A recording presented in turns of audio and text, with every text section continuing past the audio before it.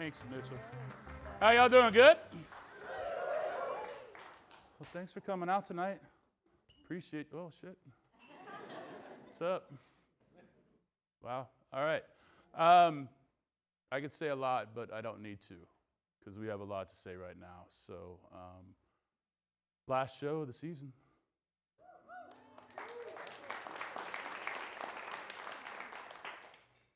Dave Chang, ladies and gentlemen.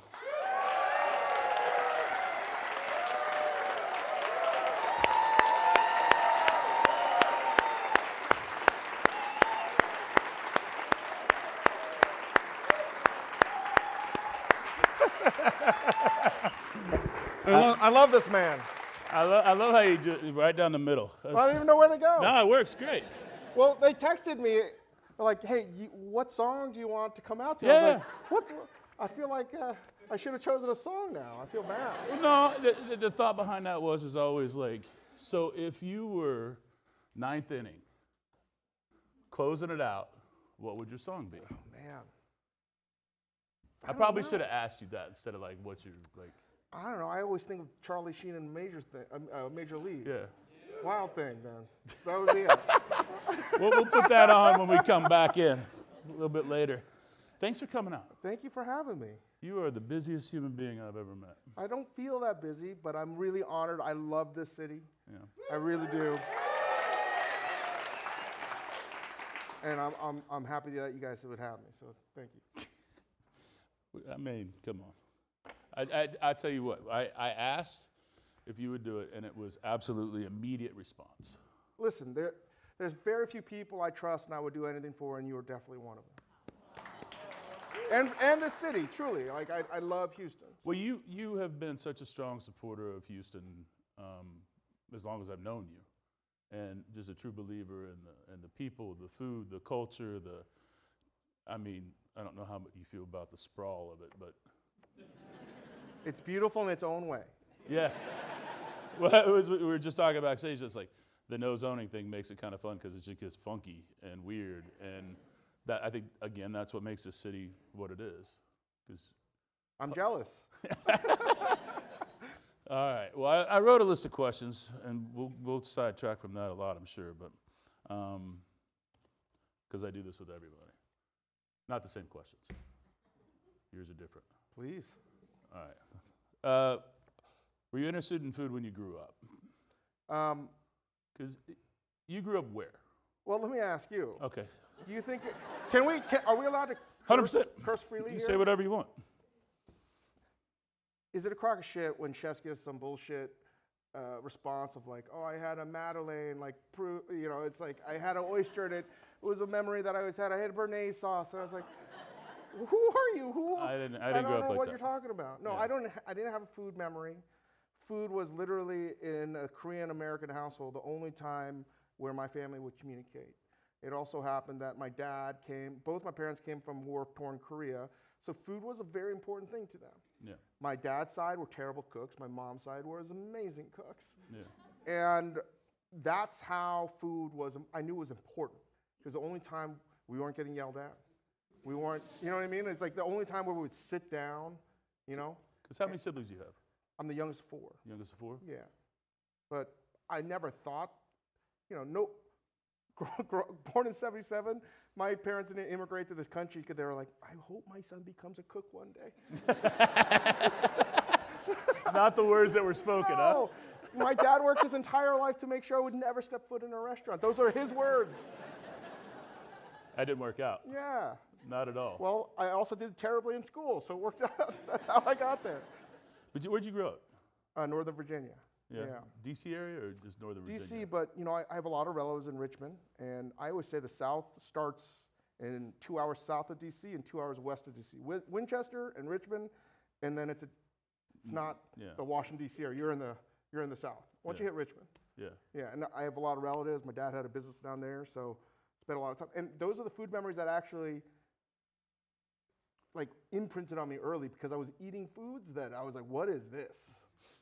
Why am I eating coffee on a ham stick? Why am I even hating a ham stick? What is that? Things like that. I was like, because it was so different. Yeah. And I would eat those on these road trips all the time, and I was like, oh, something is different than the food that I think is American food, and different than Korean food. Well, I still question the ham steak with the coffee on it. But I still order it. I don't know if I understand red-eye gravy that much. I don't think I have to. We don't see a lot of that here. So, like, did you, like, with your mom cooking, did you spend time in the kitchen with her? I did, because that's where I would, you know, my lot of aunts. My dad had like 8 brothers and sisters. My mom had like 6 brothers and sisters. Most of them moved to the same area we lived in. So there was always a lot of congregation of relatives. And on my mom's side, it was always making kimchi, making mandu. And because of so many cousins, you know, the holidays and birthdays were always giant food extravaganzas. Yeah. And I would see her cooking. Yeah, with that many people in a family, that's a lot of extravaganzas. Yeah. So you'd see food aunts, being uncles, made. Yeah. And everyone, you know, would bring something to the table, or someone would host the event. And it was the only time my mom would like go out of her way to plan something like a week or 2 weeks in advance. That's awesome. Yeah. And she never once gave me a recipe. Till she died like 2 years ago, and she still wouldn't give me a recipe. I mean, we were talking about, was it your aunt with the shrimp roll? Yeah, my aunt with the shrimp roll, yeah. I need you to explain that shrimp roll, because I've never heard of such a thing. So one of the things, now at least 12 people in this audience are going to try and make it tomorrow. So one of these things that we would always have on Thanksgiving, Christmas, New Year's, those are like the holy trinity of like the Chang yearly get-togethers, because everyone would come to a bunch of other things, but that's the only time you would get everybody. Yeah. And there would always be like 200 of these, at least 200, just a mound of shrimp rolls. But they were made with Wonder Bread. So she would cut off the Wonder Bread crust and then painstakingly sheet them out with a rolling pin. So if you press it, get all the air out, so it becomes like a dumpling wrapper. And then she would take shrimp, she would mince that with, I don't even remember, with the vegetables. Yeah. Not that much. And then she'd roll it up and then pan fry them. And they were delicious, and they're still delicious. And again, part of not being, she's long past now, but I actually love not having the recipes. I love not having my mom's recipes. I love not having the exact recipe that my aunt had, because by not making it right, because when you taste it, you're like, oh, this is not even close. Yeah. I think that is that pain of not having it is actually like love. Yeah. Because, I mean, I've tried to make my mom's dishes over the years, and it just, the lasagna will never taste the same. Even if it's better. My mother's sitting right there. I will never.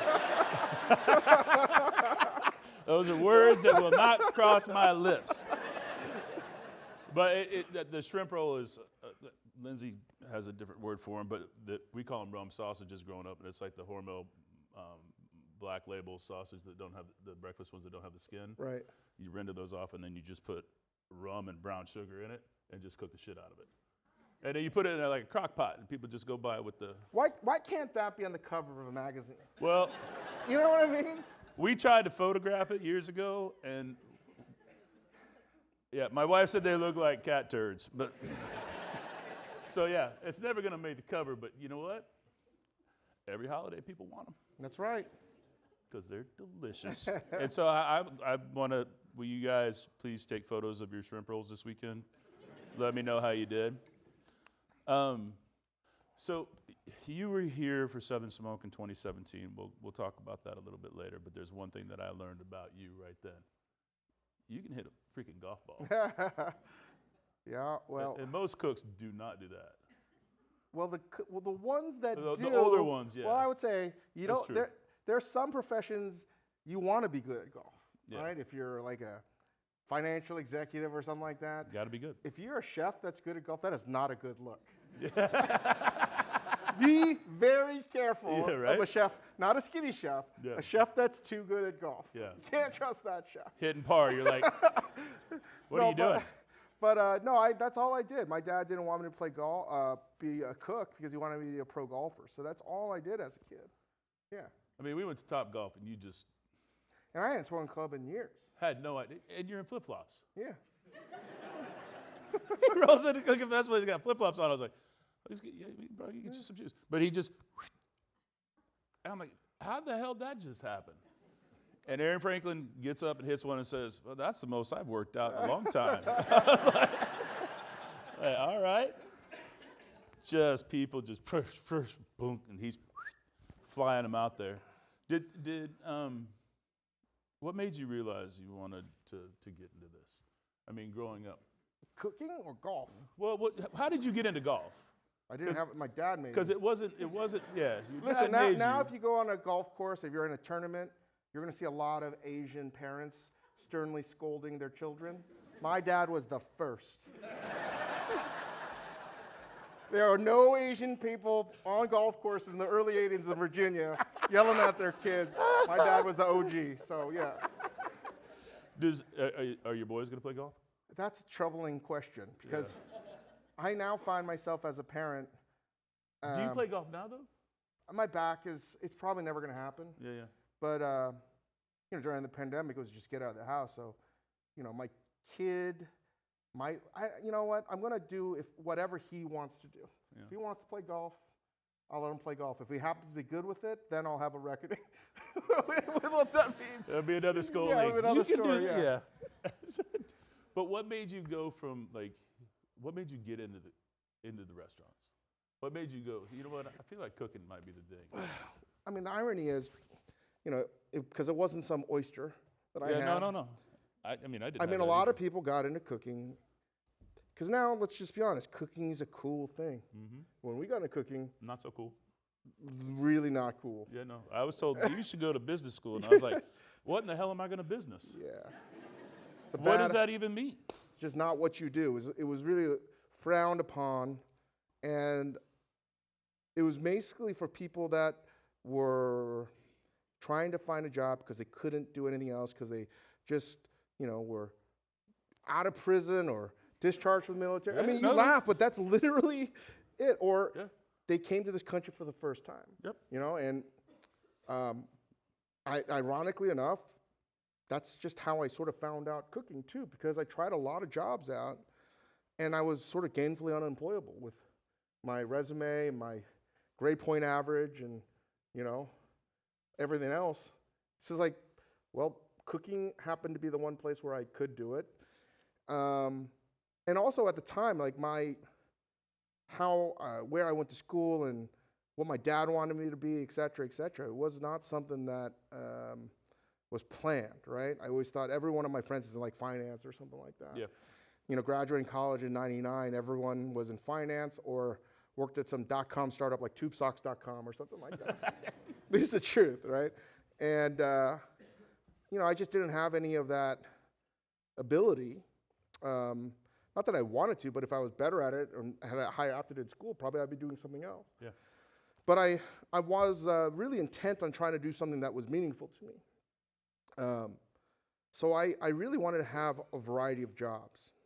And I did a lot. Besides golf, worked in golf stores, waiting tables, bussing tables, bar back.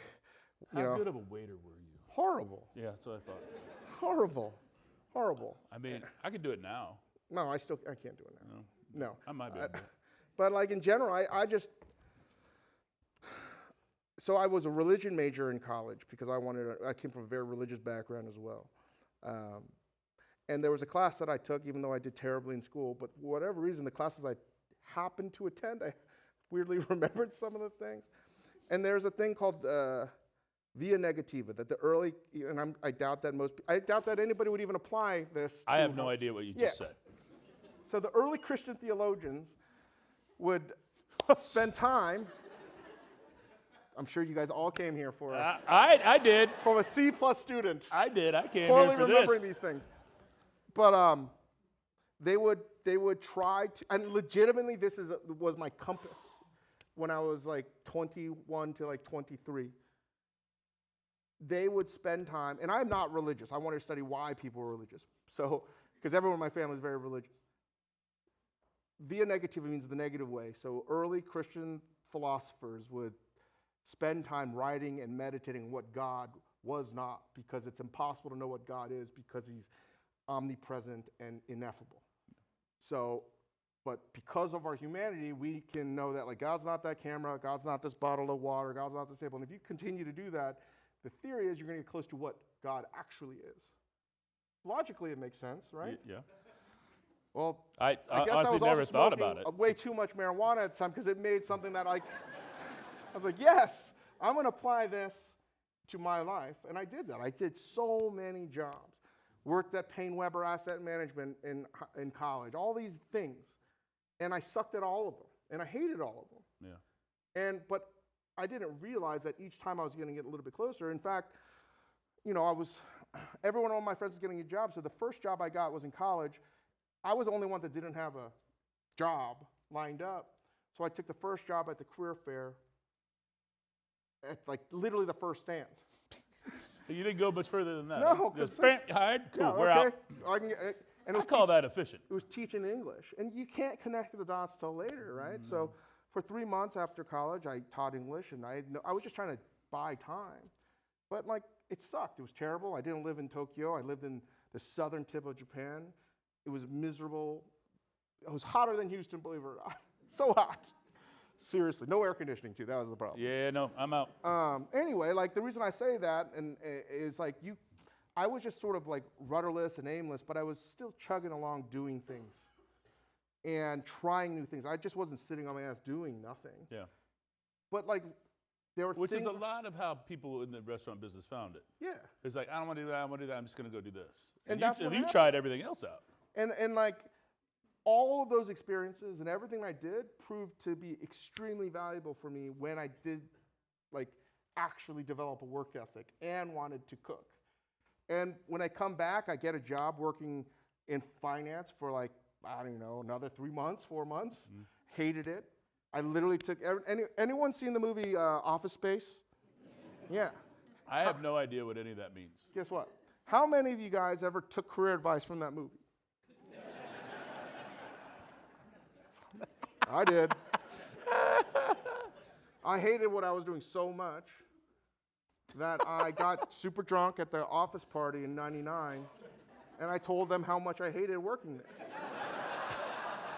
That's about the best career advice you could get, too. Anyway, like that's all how I got into cooking because I knew that I needed to give a shot to cooking. My dad worked his entire life in the front of the house, never in the restaurant business. I had tried to drop out of college. I tried to go to cooking school just as like, why not? But I was persuaded not to. But this time I had saved enough money. I was like, I already paid tuition, French culinary institute, I'm going. But I needed to burn every bridge to make sure I could never go back to the safety. It all seemed logical at the time. Clearly, hey, it worked out. It did work out. And that's how I got into cooking, not because I knew. It was like, I got to give it a shot. That's got to be the most interesting path that I never thought I'd hear. I'll be honest with you. I studied religion. Like, I didn't see that coming. But, I mean, it all makes sense as you say it, right? Because you did try it all out. Yeah. You put the theory You got to try shit out. I didn't try much out. I mean, I got kicked out of Tulsa Junior College, so. And then took a job as a dishwasher. Worked out. It did. And by the way, washing dishes It was awesome. I always tell everybody, would you agree? I don't know if you agree, but I'm pretty sure you will. Mm-hmm. If you get a lot of questions, I'm sure like, hey, I have a friend's son that really is thinking about it, culinary arts. I'm like, I always tell them this, and you should tell everybody the same thing. Mm-hmm. If you have anybody that's thinking about a transition or trying to go to culinary school, tell them to get a job washing dishes. That's it. It was awesome. If you love it, it's for you. If you hate it, it's probably not for you. Hey, I worked in a sushi bar, which some people know this, in Tulsa, Oklahoma in 1993, which I would bet that that's the only sushi bar in Oklahoma in 1993, right? And so when the eel sauce pot came back, I didn't love it so much. That shit it cooked for like 5 days, I think. It was disgusting. Like a lot of scrubbing, soaking and scrubbing. But you know what? It worked out. He told me to go to culinary school as I didn't know what that was. But that got me to Houston. There you go. I'm not going back. Tulsa? Sorry. Where was your first, like, when you got out of school, where'd you go work at? So I was 22, and Which is technically kind of late. late. I mean, I was 23, so yeah. It's late. I know, it was You know what I mean? It's like you think, because at the time, I mean, again, this is pre-internet. Like, now I knew that I was living in London in 1996. Literally 2 doors down from me now, the great Marco Pierre White had his Harvey's restaurant. I don't even know who Marco Pierre White was, but like, if I was there today, I'd be right on the internet. I'd be like, this is how you go. I'd probably be working there. Yeah. But I didn't know. Yeah. You know, the world of food was impenetrable back then. Where you go, what to eat. People use the Zagat guide. You know what I mean? Like Time Out magazine. It was all about the gatekeepers of where and what you should eat and where you should work. And I didn't know. I thought you had to go to cooking school. Yeah. But clearly you don't. No. But it's good the for Art some. Institute says you don't have to. Right. They just shut that shit down. So like I thought I had to. I didn't want to go to CIA. Plus it was way too expensive for 2 years. Yep. So I was like, you know what? There's a 6-month program. I'm gonna go there. So I worked at a golf store, New York Golf Store, on the weekends, and I went to school from 8 to 3. And like the first week, without any culinary experience, I got a job at Mercer Kitchen working for Jean George from 4 to 1. I mean, that doesn't really suck. But here's the deal: like I was allergic to work. Next thing I know, I'm like, I don't think I took a day off in like a year. And I was like, maybe this is what I should be doing. Yeah. So that's how it all happened. What made you say, I think I got this idea. I'm going to open this noodle bar. Because when did you open Noodle Bar? What year? 2004, August 2004. And has anyone seen the movie Inside Llewyn Davis by the Coen brothers? I love that movie. A lot of people think it's not one of their better films. I love it, mainly because if you watch it, he could have been like a Bob Dylan figure if he made a right turn instead of a left turn. There's all of these things, which is why I think my career, your career, a lot of people, you really can't think too much sort of agency. I think it's just so much luck. Yeah, and right place, right time. And for me, if I was a better cook, I think I'm a really fucking good cook. You are a good cook. I'll go ahead and tell you that. But it's not natural. It doesn't come naturally to me. I got to grind it out. I'm going to find a way to win, but it's not going to be, it's sort of like Moneyball. I like, what I love about sports, this is a total different tangent, is like, I love it. There's a different way of winning that's contrary to the traditional orthodox way that looks a certain way.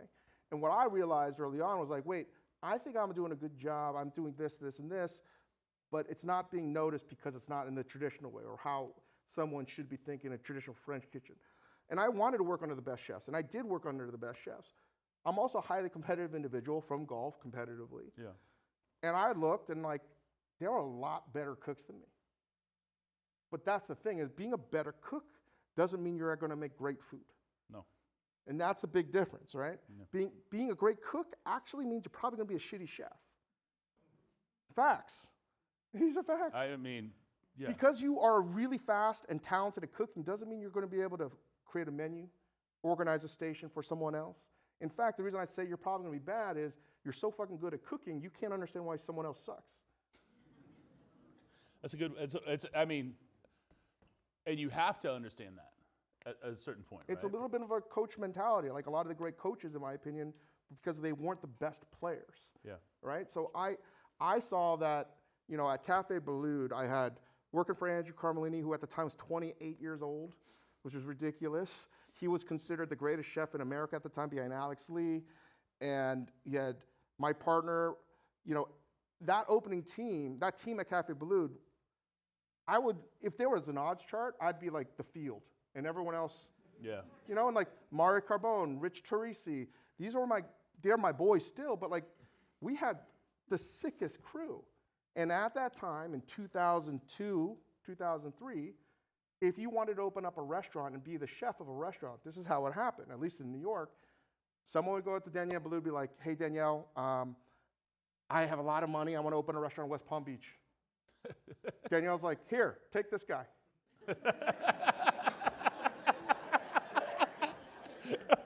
That's how you became a chef. That's how you got your nod to be like a chef. Yeah. I was like, no, this is never going to happen for me. So long story short, why open up a restaurant like Momofuku Noodle Bar? At that time, this is the disconnect. At the time, people in America, for the most part, were still sending their cooks to Taliban. It's a 3 Michelin star restaurant, historically important restaurant, but like that's not actually where the cutting edge shit was happening. Nope. It was Arpege, it was Michel Bras. You had some of the American chefs going, but it wasn't where, you know, like the very, very best were getting tapped to go. I was never going to get tapped, you know? I could knock on the doors all I want, but I'm never going to get into those kitchens because I saw that there was a whole slew of other people in front of me. Lo and behold, I am pouring all of my knowledge and time into reading Japanese cookbooks, ramen. One of the things that I developed a passion for with living in Japan before anybody else really knew anything about it in America was ramen. Mm-hmm. That shitty town that I lived in had a historically delicious, nationally important ramen shop. So like, again, you can't connect the dots until after the fact. Yeah. So I was like, you know what? And at the time, ramen was punk then. It's where everyone in Japan would go to cook because you were the bottom of the barrel. I loved that. It was freeing, it was liberating. There was the most creativity other than, you know, say sushi or kaiseki. So I was like.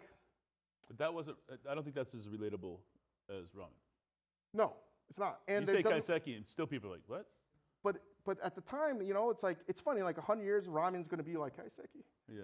Because sushi used to be garbage. Yeah. It's where the crappy cooks used to go. Yeah.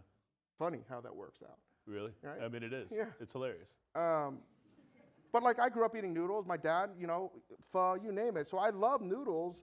I loved ramen. And that's how I did it, was like, if I was a better cook, I would be in Paris. I'd be in the south of France. And I would never have gotten the idea to open up a small ramen bar. It would never have happened.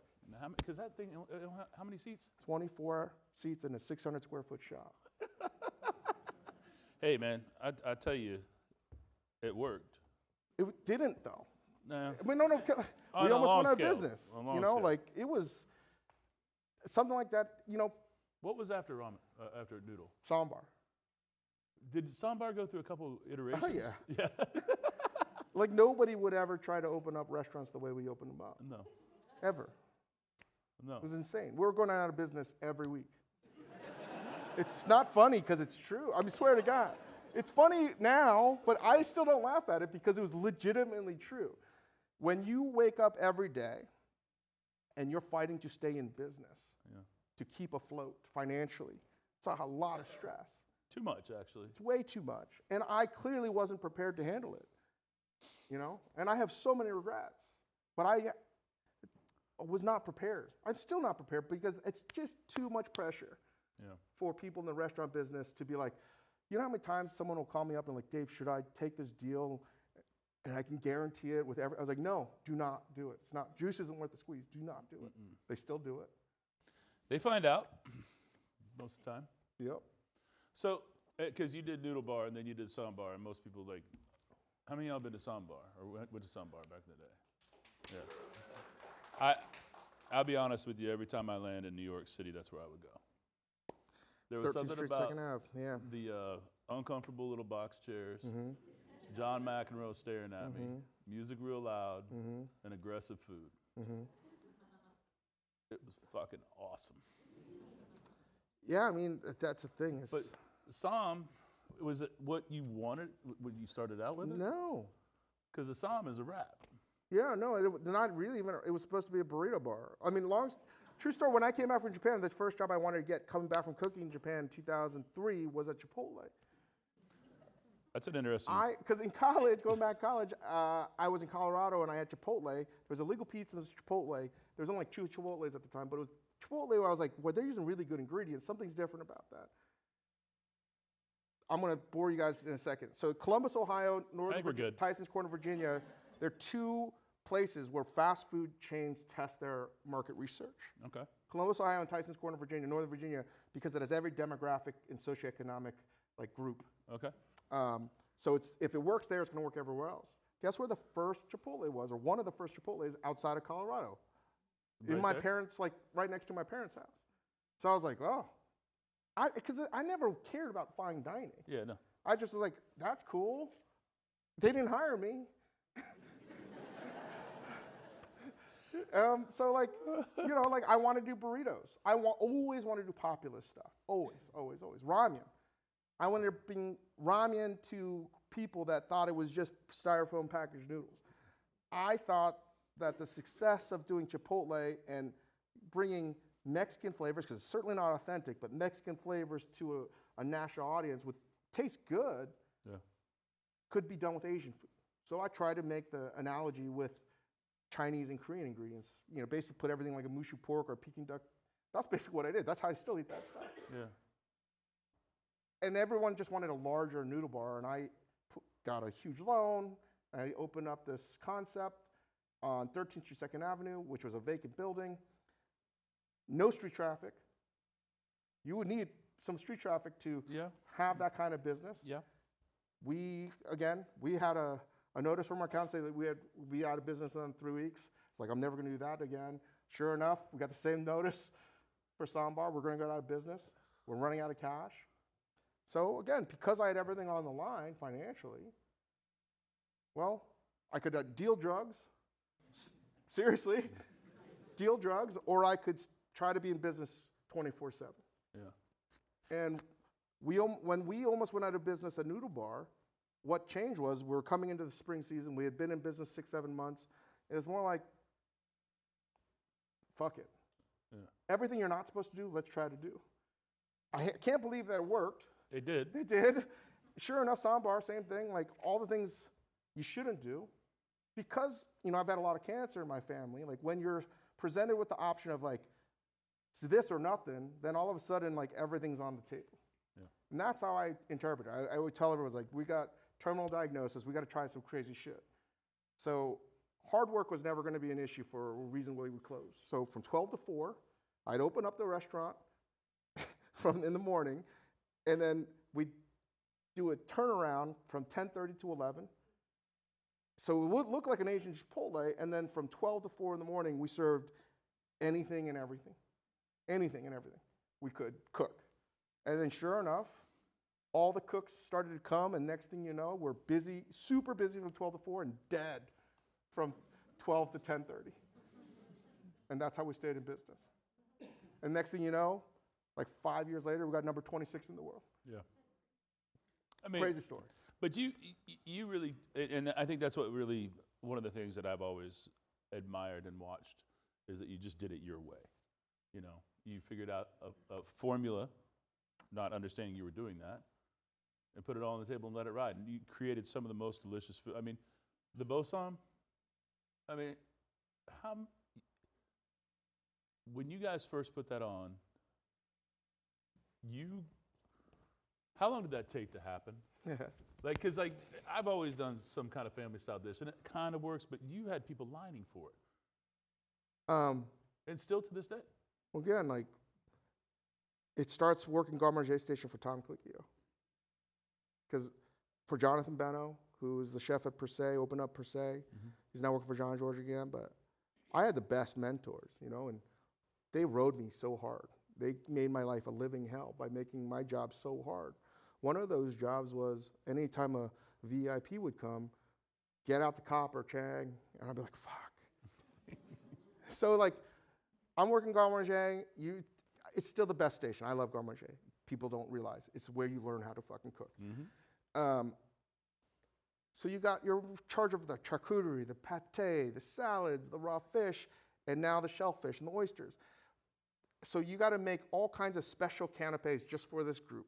And you've got to do that on the fly. On top of it all, now I have to assemble this triple-tiered copper that's not even supposed to be stacked and open up basically like 60 oysters, scallops, all this stuff.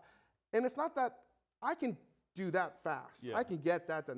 That's not what I was fearful of. And this gets to your bosom story. What I was fearful of is when they would bring that upstairs, go to the dining room, every table's like, I want that. I want that. And then I'd be like, my night was screwed. Yep. I'm assembling these things all night long. They're happy because they're charging like $700 per one of these things. But so that's when I learned is oh, you know what rich people want? What they can't fucking have.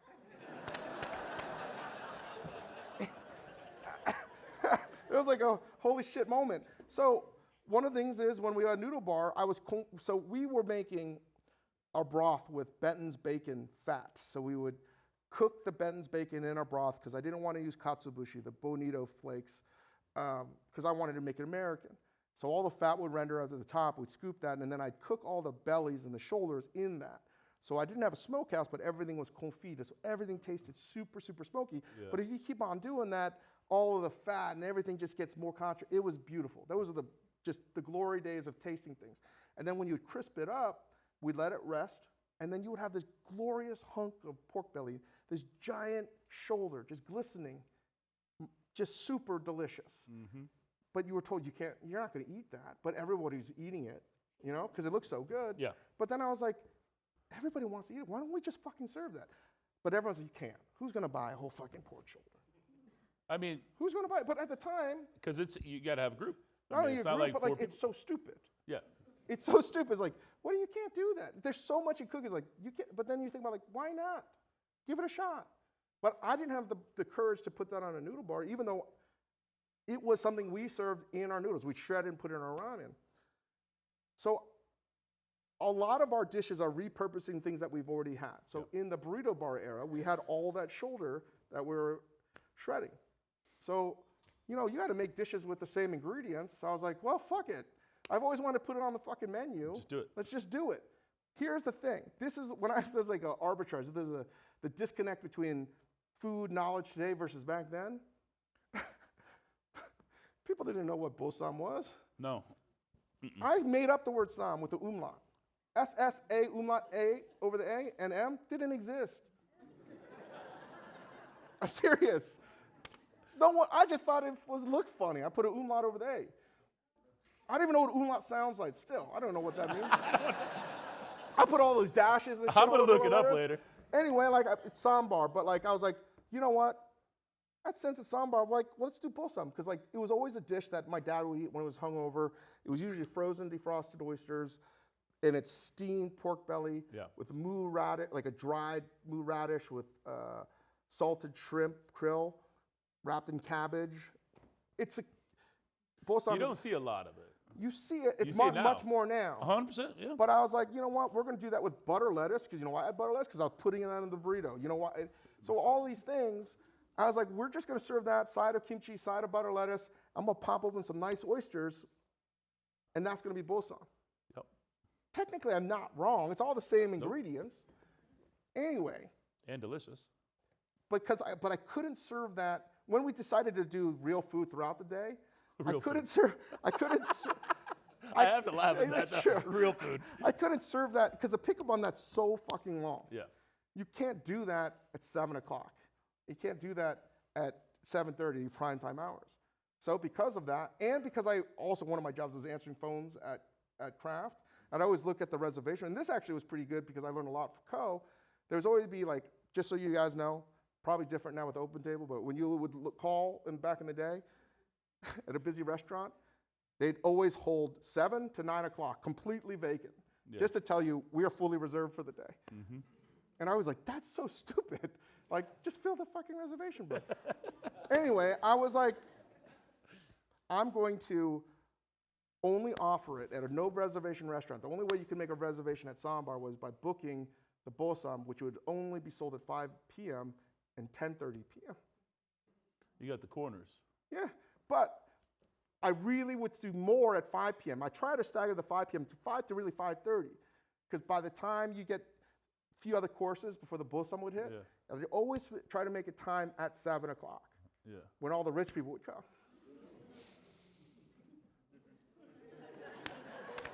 They can't have it, though. Oh, it's 7 o'clock. You can't have it. Can I have that? That looks amazing because it does. It's giant, second, juicy. Oh, you can't have that. What do you mean I can't have that? You need to make a reservation. How do I make a reservation? Oh, you can't. You order that. At 5 or 5:30 or 10. That was the game. That was the game we played. I mean, but it was smart because, I mean, I think that you changed. I don't think I've ever once told that story in public. For you. Oh, man. it worked. And there was a restaurant I once had that we did family style things similar to that. Just to, like, we only have 2 of these. And we put that out on the social media. Like, you get 8 people that want it. And I actually have 10, but we're not going to talk about that. Shit works. It was really, if people can't have it. People want what they can't have. That's the restaurant game, not just the restaurant game. That's the sneaker game. Yep. That's the everything game. Yep. And if you say the word sale, and it's like that, we only have a couple, and people hear sale on it, it's not really a sale, but it's like they're like, yeah, I got to go. It doesn't work well anymore. No. It doesn't work in 2024. I don't know.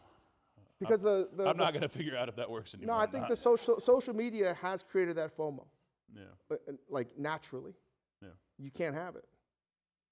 That's just the whole social media is you can't fucking have it. Yeah.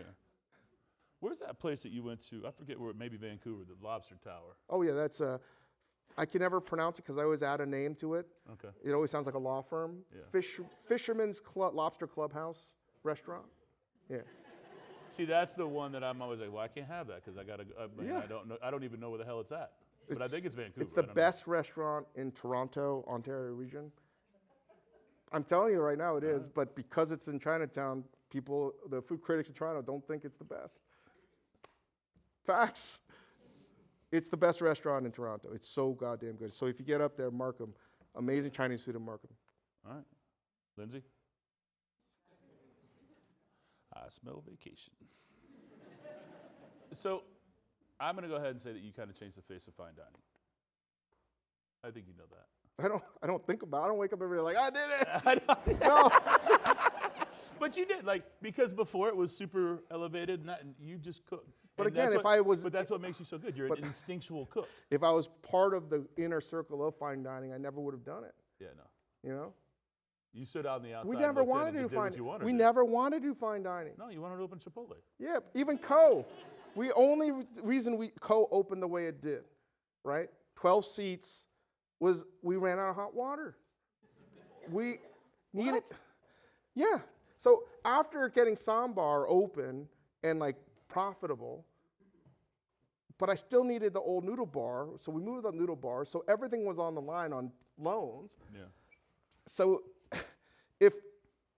if I didn't get the revenue from the old noodle bar space, I didn't have enough money to make ends meet. But we were so busy out of the first noodle bar that we would run out of hot water and electricity.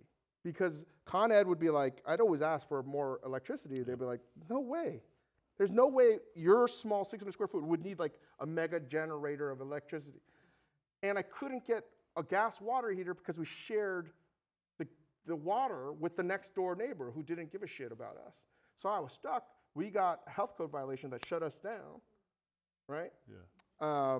And if you don't have enough hot water, even though we had a chemical sink that sanitized everything perfectly, but New York City still wanted hot water, we were shut down. So we got shut down and just got out of noodle bar. We just made Sambar happen. Now the health department was going to shut us down. I was going to lose everything. That doesn't work. It doesn't work. So we moved noodle bar up anyway. So long story cut short, I could only do business for 24 to 36 people, tops. That doesn't work. So we Not at a noodle bar. So we had to reverse engineer. What's the check average? Yeah. I didn't want to do fine dining. It was my idea. No. But that's how Co started, because we needed to make ends meet. That was open 12 years, right? We closed it this year. Yeah. It's going to reopen in the old. It's a longer story, but it had a long run. But it was no air conditioning when it was hot, no heat when it was cold. Still got 2 stars the first year, 2 Michelin stars.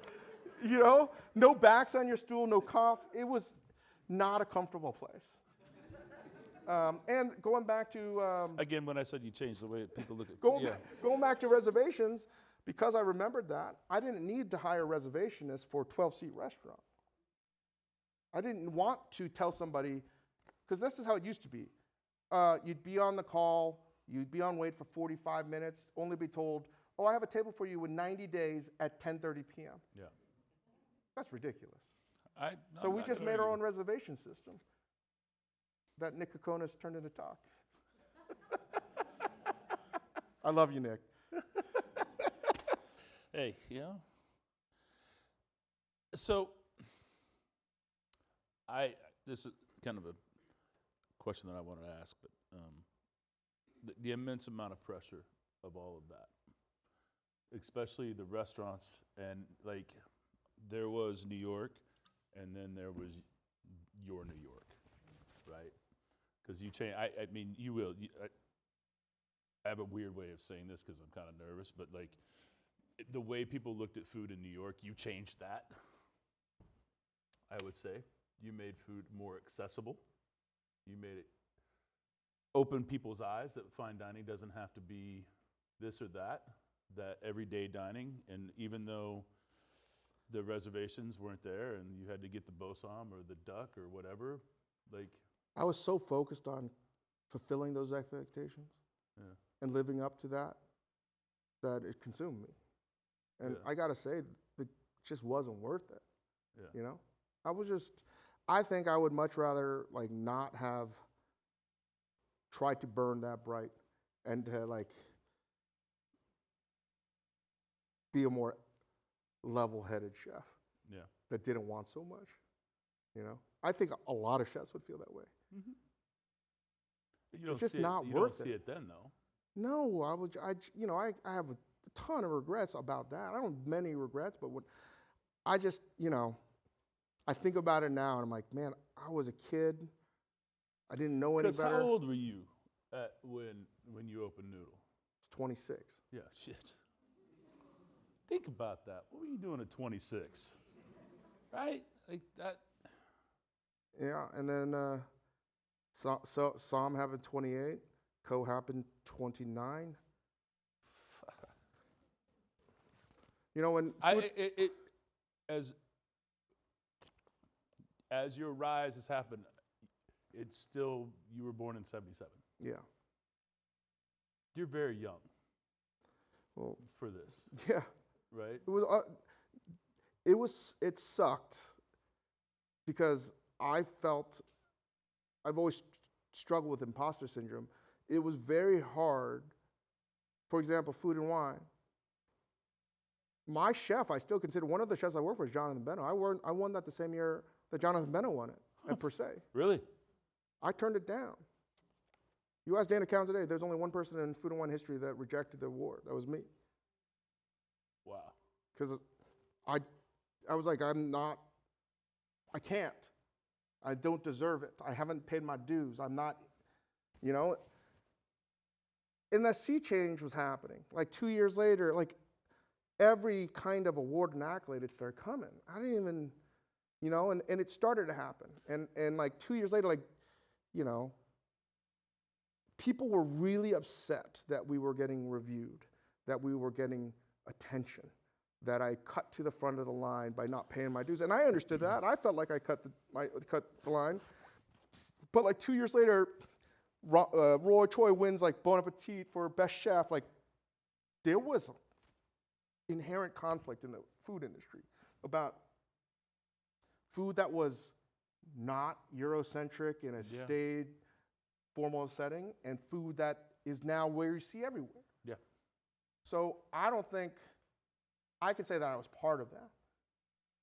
I can't think that you know what I mean? For me on the outside looking in, right, watching you and watching what you were doing, it was inspiring. And I think that a lot of people can say that, and I think a lot of different cultures can say that too. I think what you've done for the Korean culture is massive.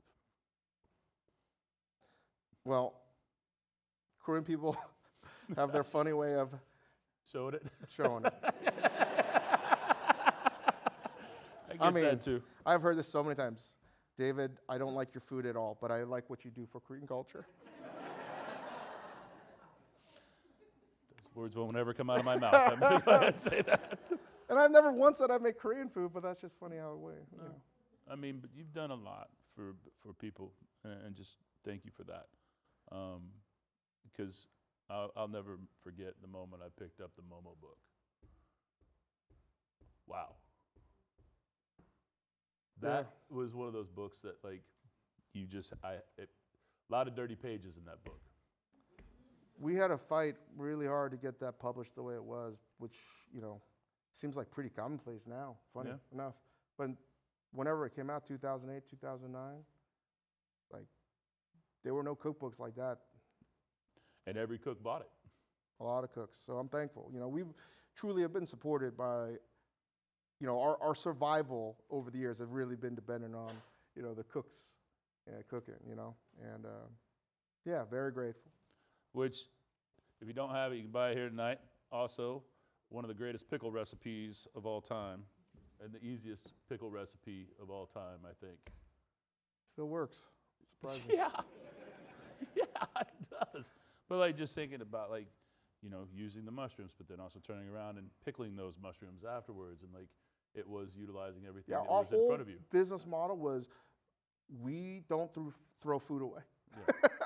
Yeah. Our job is to turn a dish into another dish into another dish. I mean, that's how it has to be, though. But I would never have thought, if I had investors and all this normal shit that other people had, I would have been out of business a long time ago. I mean, that's true. What was it like being on Time magazine? That was a shit show. Yeah. That was a shit show. I just had to ask that. It wasn't written down. I'm sorry, but I remember. Two of my close friends, Renee Redzepi. Renee's like one of my closest friends, and Alex Atala. We didn't know. They're like, hey, do you want to? They don't tell us. Number one, we're working on a story, Time magazine, and they're gonna come to New York, and we're gonna hang out. Great, let's say yes. They don't say we're going to be on the cover. Nope. They don't say nothing about the story or the headline. Next thing you know, gods of food. We're like, what the fuck is that? Well, I believe that was, I went to Copenhagen for MAD that year before that came out. And you introduced me to Renee and Alex. So MAD, how long did that go on? Oh, MAD Symposium, I don't know. But that started on Renee and I hatched that on it's a different world today. Like we used to go out and cook in random places like every month. Yeah. And it was a lot of stress, a lot of scrutiny. Well. And Renee and I sort of, same age, same sort of spotlight, and being able to talk. And I think the one thing that's changed over the years, especially then, was camaraderie and being able to lean on somebody for help. And I think having each other at the time was really, really huge for us, myself. And Renee took that to open up MAD, and then, those are fun times. I thought it was great. It was a lot of fun. It's hard to do when you're not sponsored by anybody. Yeah, that is probably a hard thing too. Yeah. But also, like, I remember walking in and you had Dario Cicchiti standing there. There's a hog that gets lowered down or in the middle of a tent, and it just gets split down, and it was MAD Symposium is on guts. Yeah. And it was like, for 2 days, it was just guts hanging there in front of you, which I thought was awesome. Yeah, but it was about literally the literal guts, the metaphorical idea of guts, and what you need in the profession. And, whether you know what MAD is or not, it's still a great organization that is much more of giving back to younger cooks. But I think at the time, it was a biannual or annual sort of group where cooks from all over the world would come in, try to do our best to sponsor so they didn't have to put up really any money, we hope, and sit in a giant circus tent, and they'd be able to talk to some of the best chefs in the world. And it was a beautiful time. It really was a lot of fun. I thought it was a fantastic symposium, and I would do it again today, just so you know. One day. No. Unless there's somebody that wants to sponsor it, just say, At what point did you decide, because again, we'll go back to very pinnacle things in your career that I know were very hard, but were very, for somebody looking at it, pivotal, right? And I said it to you earlier, is that I feel like I just kind of see you, and I kind of somehow am going down the same weird path in a different, smaller way. Thank God. I don't know how you do it, but what What was that moment when you were like, we need to do more media? Like Lucky Peach. Greatest food magazine ever written. One of them. I mean, the person that was holding our hand throughout the entire process was Tony Bourdain, who was very much an older brother figure to me. My literary agent, Kim, was his, and at the time, I didn't ask Tony at the time because it was early on, I was still getting to know him, but like we were hanging out quite a bit. But at the time, you don't want to ask too much shit to seem uncool, you know? Yeah. At least to Tony, I didn't. So I never bothered him. Kind of what I'm doing right now.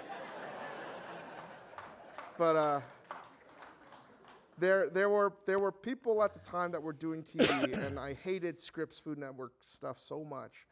Ever since Alex Lee lost to Bobby Flay, and I love Bobby too, but I was so fucking pissed. And that was the day I swore off Food Network. I was like, you can't have one of the greatest chefs in the world lose. This is not acceptable. Anyway, I was getting a lot of offers to do TV, and they all wanted, because again, been very open about. It's not open, like we have open kitchen, so I aggressive whispering. Yes. Yeah. A lot of people wanted me to scream and shout at cooks like Gordon Ramsay, and they were like, but not like Gordon Ramsay. Right. You're going to do it to a farmer. I was like, this would be a producer pitching a show, and be like, what do you know? I was like, absolutely not. Like, I don't want anything to do with that. I don't want to do reality. Alan Benton, what the hell are you doing? Yeah, no. I don't want anything to do with that. That's Gordon's territory, and Chef can do that. I don't want to. Tom's got his. I don't want to do anything like that. Yeah. I was like, so I said no to everything humanly possible because I was still just trying to stay in business. Like, we didn't have, if I had your wife, maybe we would have had PR, but I never had PR. Yeah. I didn't know you're that not. That sounds just amazing to me, yeah. though. We never had PR. I thought the best PR was make your food fucking good. Mm-hmm. And People show up. But like, I just didn't have any filter, so people would call and I'd pick up the phone. My email was momofuku@gmail, so like I would just answer fucking everything. So like I got. That's mind blowing. Yeah, because like that was it. Like we were just super simple, doing it in the weeds all the time. So like the media stuff happened, Lucky Peach was not, like everything else, was not supposed to be a magazine. It was supposed to be an app. We were going to be one of the first apps for Apple. Apple II, the iPad 2. But if we came out with it today, it would work, but we needed something back then that didn't exist called the fucking cloud. Yeah. And so we had all this footage, and we had to turn it into something, so we gave Mind of a Chef to 0.0, and we took the written word and we turned it into Lucky Peach, and that was the magazine. So again, I didn't do media because we wanted to. It was going to be an educational series because I wanted like Great Chefs of the West. I wanted it to be like the PBS stuff. Yeah. Martin Yan, like all that stuff on PBS I loved, and I still do. And so that was an accident. And then I'm now getting to travel the world, go to conferences, Madrid, whatever, and I'm now talking to my idols, Heston Blumenthal, the Ferran Adriàs, whatever. And Heston Blumenthal is somebody that, at the time, if you asked, it was one of the greatest chefs in the world, did a lot of media, and had street cred. Yeah. And did sick programs, still to this day. So I was like, maybe I should ask him this media question. And I was like, Chef, literally right before he's about to go on stage and something, I was like, Chef, can I ask you a question? Which is always the best time. And he's like, yeah, as long as it's number one, education. Number two, does it promote your brand in a positive light, right? Your restaurant, everything that you're doing. Number three, does it finance your R&D? I said, if that's what you do, he's like, that's why I do TV. I was like, well, if it's good enough for you, one of the greatest chefs in the world, it's going to be good enough for me. So once I put media into that prism, that's how we started to say yes to like trying to do TV and stuff. Influence, still to this day, everything we're doing. It has to be educational, has to promote R&D, and has to sort of, in a good way, have a halo effect on your brain. Yeah, well, you've done a good job at that. I'm gonna tell you. I'm not taking credit. That's all Chef Blumenthal's stuff. It works. Yeah. I mean, because I thought That first season of Mighty the Chef, awesome. But I think that Ugly Delicious.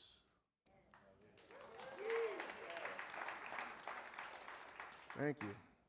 I mean, we got to film that together. I We thought did. that was awesome. And it showed Houston in such a.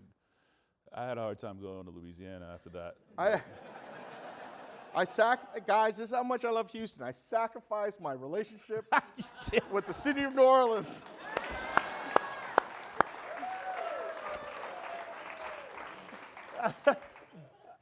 They were not happy. No, not really. No. I had a lot of calls after that, man. Man, come on, man. I What are mean, you all talking I about? wanted to say was like, you're stuck. I did say you're stuck in tradition. But In a It's hard. positive way. Is that a negative thing? it's not negative, no. Because if you travel there and eat there a lot, like you understand that too, right? There's a lot of tradition. I'm not saying in it that can't city. be great, but like, No, it's good. there's other things. Yeah. And it's there was at one point in time where I had a very love-hate relationship with that city because it felt like it was all kind of the same. And I think now You know who it's- doesn't like hearing that? The city of New Orleans. Oh, I know. but in the same aspect, they really do, right? Because that's what, when you get tourism, like they'll go out to the newer restaurants, but they still go to the Galatoirs, they go to the Commanders, they go to the Brennans. They still stuck to tradition, which it's not a bad thing. And that's why I truly love Houston, because it is fucking weird. It is all the things that aren't supposed to make sense, and they make sense. And I just like take a little bit of what's happening in Houston. They did not like that again. Well, I mean, yeah, no. I once said it was the new Creole city Houston is, and they didn't like that either. So, but when you start talking about it, and it's like a mix of populations living in one area, like, yeah, you guys had that in the 1700s. Like, I think Houston can claim that at this point, right? Like, anybody got words on that? No, I don't think so. 'Cause This like, is not airing in New Orleans, right? We're good. I might. But I do think that, your TV shows that you've done and the media stuff that you've done has been pretty inspiring. And the new one, Dinner Time Live, wow. Thank you. It's a really hard show to do. Man, I have a hard time cooking for like 2 people at my house. And how you do it on, you got Chris Ying over there just chirping at you. Man, I mean, yeah, we wanted to make there's a reason why no one's ever or really successfully made a live cooking show with no commercials. There have been live TV, live cooking shows. It's not live. No. Let me tell you how much I'd kill for a goddamn commercial. Yeah. A lot of shit can get better in a commercial break, let me tell you what. When the team of people come Yeah. in and sweep it out, and like, boom, okay, well, here's the dish. Like, okay, now we're back, and I've done. There's a I didn't photo, do I this. love the great Julia Child, but there's like a photo of her cooking, and there's like 16 people under her kitchen stove, Yeah. like already. Yeah, I was telling you, it's like opening a new restaurant every Tuesday. I got to do it tomorrow, and tomorrow's gonna be the first improvised show we've ever done. And again, I don't know how to. We're debate right now is like, how do you let the audience know that it truly is like no bullshit, that we're making the menu like an hour beforehand, and how much does it actually really matter to people? And that's the question, is like, how much of it is like a chef mentality versus not? And one of the things that I was talking to Chris about this before, this episode is really turning into like a restaurant for me. And it's actually why I've hung out my whites in a professional way, but I was like, I'm not liking how I've done this to myself, that I've turned this into front of the house, back of the house, like, and Yeah, you opened a restaurant. I opened a restaurant, Yeah. basically. That's what it is. Every Tuesday. Yeah, I don't. Yeah, no You're help. insane. I finally have help. Great Chef Andrew. Mainly because I couldn't, because my back was, first episode, I had back surgery successfully for here, and I couldn't do anything. I was all hopped up on medication, so I don't even know how I did those first 13 episodes or so. But What? yeah, I got I a disc. didn't see- I got C6 removed, so I went on a bunch of drugs, and this has happened like a month and a half ago. So when we were dark, it's because I couldn't move. So that was what really hard was, like the show. There's so much adrenaline that One of the drugs I was on prevented me from like thinking clearly because it shut down my neurons. So I'm off that now, so it's just good. Maybe tomorrow. Improvise. Might want to get back on that one. Yeah, take care of your backs, that's for sure. Well, I think that's what happens in this industry too, is that people don't really understand. Like it's a physical, not just mental toll, because it is a mental toll. It is. Right. But physical too. Like there's something about standing and moving and cooking for 14 hours, and you know everybody watches Dinner Time Live, and we talked about this earlier. Like, yeah, it's 1 hour, right? Roughly, but you're 5 days a week on that. Yeah, you know, when Seth Rogen did it, he's like... That was an obscene amount of caviar. Yeah, it was $33,000 worth of caviar. Netflix stock is doing really well, folks. Don't worry about it. He's just... All right. But like, he was like, oh, this is like SNL. I was like, what do you mean? He's like you're prepping out each day. So we film Tuesday, Wednesday, we sometimes we don't have the guest until Wednesday. So we're trying to get information because you don't want to serve something that they can't eat. Yeah. So you're just sort of Wednesday's like also recalibrating what went right, went wrong the night before. Thursday, we try to plan the menu, order stuff. Friday, we try to cook some of the food for the first time. Monday, we do a dry run. Tuesday, we go live. That's how it happens. And there's only one, there's no help until recently. And no prep, no nothing. And even though it's two people, listen, I thought it was going to be easier myself because cooking for people is hard enough. Cooking and talking is a whole nother thing, which I thought, I was like blowing smoke up my own ass. It's like, I've been doing this my entire fucking career. I can do this. The third thing that I wasn't anticipating was keeping time while you're doing all of that. Yeah. And it's so goddamn hard. Well, because you also don't do like, you do like 5 or 6 dishes. That's my problem, yes.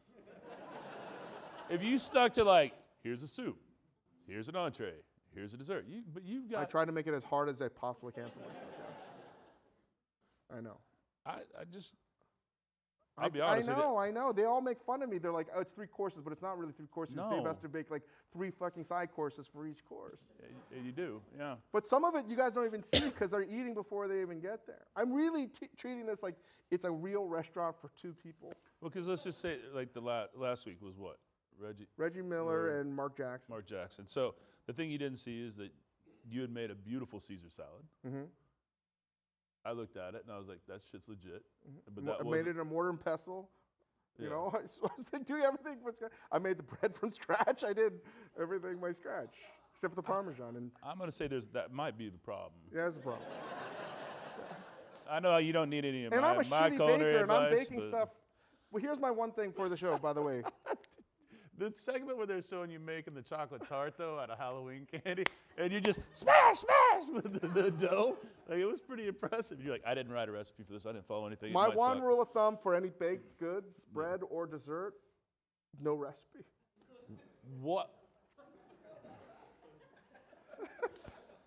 Because you're supposed to.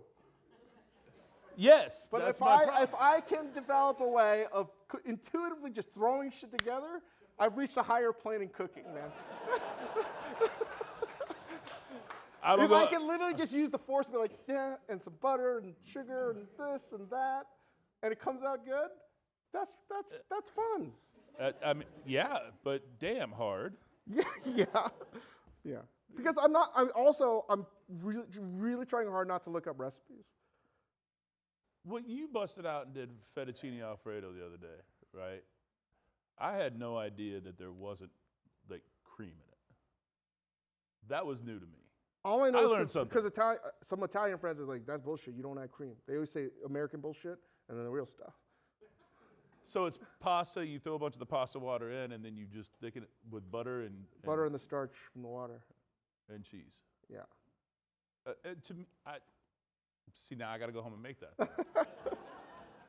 So you know what I've developed? What I try to do now. An ulcer? Another thing that's hard is when I'm cooking pasta now, totally That's what happens when you don't work in restaurants every day. You got to make it fucking hard for yourself. I try to cook pasta with no colander, no strainer. Thank you. Why?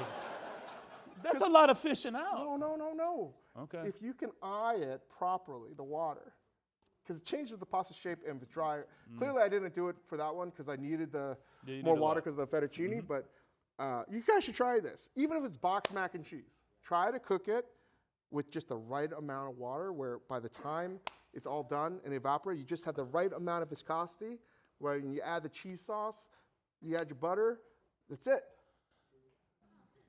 I actually saw you make staff meal that way. Yeah. On video. And it's a real high hit and miss, usually miss, but when you hit it. I mean, your odds are pretty. But when you hit it, it really makes your day. Let me tell you what. I'm a fucking lunatic. I'm sorry. Yeah. But I think that like between like what you do for your social media, like and for the podcast and like because it's more like visual podcast anyway.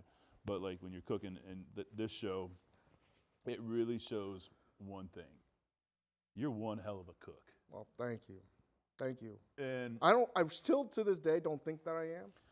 Bro.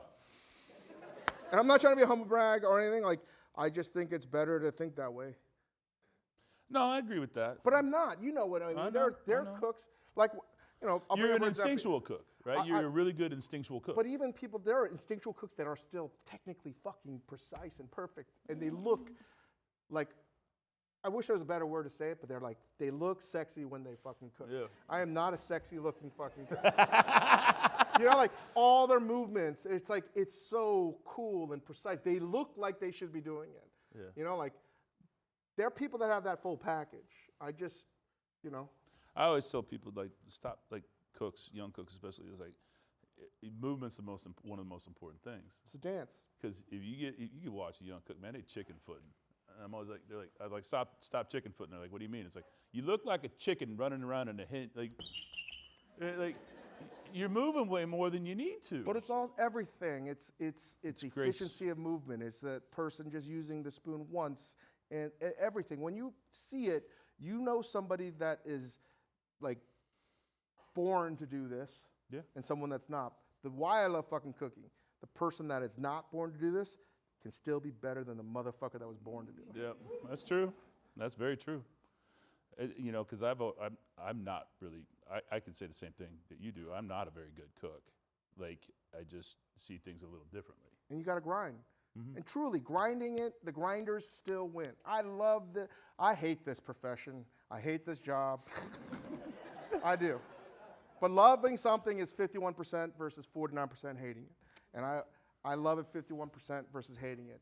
And what I love about it is that it doesn't make any sense in the world. So absurdly dumb and stupid can be so beautiful, and that you have all of these different avenues. And especially now in 2024, versus say when we started cooking, there was only one fucking way. Now there's a lot of different ways to being great and to being delicious. And that's amazing. Yeah. Yeah. That's what I love about it. There's so many different ways to slice it. He's so poetic about it. I agree. I think. But I do hate it a lot too. I love the romance of it. I love everything about like eating out. I love everything about restaurants. I just don't ever want to do it again. Sorry. I'm okay with that. A lot. Listen, what Chris just said takes a lot of courage because I say it as well. I don't think there's a chef today, and anyone that tells you otherwise, I think they're bullshitting you. Like if they may be thinking it, they just haven't uttered it out loud yet. This business is really fucking harder than ever, and a lot of people are questioning, like, why am I doing this? And I think it's natural. If you are not, something's wrong. Yeah, I mean, if I did get back into it, there'll be one hell of a hot dog shop. Do it. Nope. Here you go. Well, but I don't think I'd have to stay all night at a hot dog shop. Like that seems like it might be able to. Yeah, but this guy's gonna be making his own Like, ketchup, his own hot dog bun. No, hell no. His own sodas. You know. No, I am a firm believer there is one ketchup out there, and you should not mess with it. Don't say Whataburger. No. I mean, the spices, although the Whataburger spicy is in our refrigerator, it's not spicy. It might just be spicy. Can I just say, is the Whataburger ketchup that awesome, or am I crazy? There's some people that are pissed off right now in this room. Look, Heinz still got the market on ketchup. I'm just going to go ahead and say it. That when someone comes in and says, we make our own homemade ketchup, I'm like, People got mad at me on the podcast when I said, you should. If I see someone that makes their own homemade Coca-Cola, bless you, or their own ketchup, it's like I want to leave the restaurant. Yeah. You got too much damn time on your hands. You're spending time on the wrong things. Yes. Yeah. No, because you know what? The ketchup's gonna suck, and so is the soda. I got a great friend, a friend that is one of the best chefs in the country. I won't say who, and we had a real falling out because I said, he makes his own ketchup, and I said, you're a fucking idiot. Stop it. Stop it. You're talking about your food costs? Yeah, that's what all your food costs are, man. I just don't understand it. Like, did you have too many heirlooms that day? Like, I understand, like, you'd be like, well, I got to move heirloom tomatoes that shit, that lasts like, off the vine like 12 hours. So you got to do something with it. I don't know. Don't make your own ketchup. I'm all right without that. That's the moral of today's talk. If you walk away from anything today, stay away from making ketchup. All right, so I think the most important question of the night right now is what my wife wants me to ask you. How is it being on Loot? Oh, my God. I don't know if you guys have seen it. If you haven't watched Loot, what the fuck are you doing? It may or may not be based on a comical version of Mackenzie Bezos. My friend Alan Yang, he was a producer, writer for Parks and Recreation with Aziz Ansari. We've been friends a long time, and I don't know, over the years I've gotten a lot of comedians because of our restaurants. And I've gotten to know Alan, and we're close friends, and he started this TV show with Maya Rudolph and Joel Kim Booster, and the cast is amazing.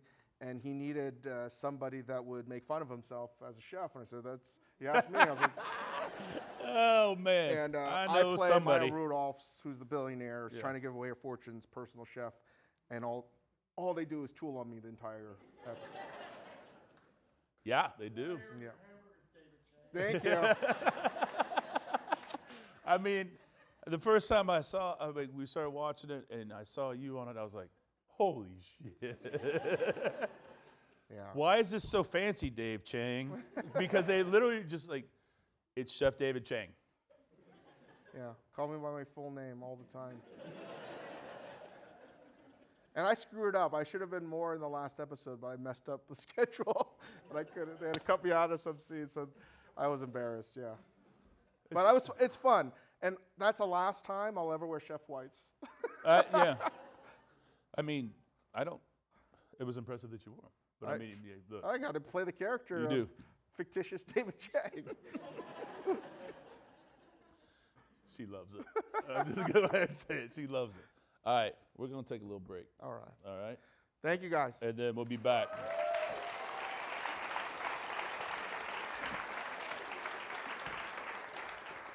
Go get you a cocktail, get you a book, something like that.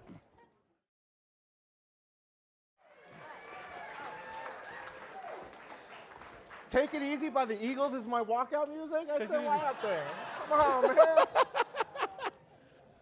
Well, they Get actually Glenn Fry backing me up now. It's like, cool. They actually have like a playlist of just like my life out there. So, I have a question for you. You have cooked for some of the most influential and hardest critics in the world, right? The pressure of that. But What's it like cooking for Hugo and Gus? There's two things I never thought I'd do as a parent. So Hugo is how old? Hugo's 5. And Gus is 2. Or just in general, not as a parent. I never thought I'd be a private chef, which I am. And unlike, it's sort of similar to Loot. I'm cooking for these little... Cut my crust off, Dad. Yeah, literally. It's touching my pizza. What? What's touching? The sauce. I was like, well, yeah, that's pizza. What are you talking about? Take it off, take it off. So that's what my life is like now. And I never thought I'd cook every shade of brown food. And I have had a white hot seething heat for 2 items. One is the Instant Pot. The other is the air fryer. I have literally persecuted the air fryer. I have now become like a evangelical preacher of the air fryer because now Nuggies. It's amazing for specifically only children's food. Yeah. And if we'll get French fries or anything from anywhere, the air fryer is basically just a giant, powerful hair dryer. It is same technology. It really is, but it really brings fried foods back from the dead. It does. It has magical properties, so yes. I'm not going to argue with that because I wish my wife felt the same way. Because I'm like, you want me to crisp these fries up for you? Bless you. She's like, no, I like them soggy. Maybe she's like an artificial robot that's taking your wife over because your Lindsay would not say something like that. That's ridiculous. Nobody wants a soggy French fry. Hey, I've kicked critics out of restaurants. Can I kick your wife out of it? That's ridiculous. How can you be married to her? Look, man, she's amazing. I don't understand that. My wife does like crispy bacon, so I guess we have that. I know. That's crazy. When I found that out, I was like, oh my God, did I make a mistake? Grace is awesome. Yes. Except for the bacon part. The bacon part is crazy. Well, I mean, I spent a long time trying to make a French fry perfect, and then 9 years into it. Can you steam it for me? Oh, it was during pandemic, and I got it to go, and I got it home, and she was like, these are perfect. Oh my God. And I was like, what? And she's like, you should tell the guys to make them like this every time. I was like, I spent 10 years getting this right, and you want me to walk in one afternoon and be like, make them suck. She's not a human being. I don't believe it. It was pretty impressive for me to hear it, and yeah. Is there anybody in this room, not this is a good poll, does anybody agree with her? Yes. Do you guys also believe the world is flat? I mean, it's a very questionable thing.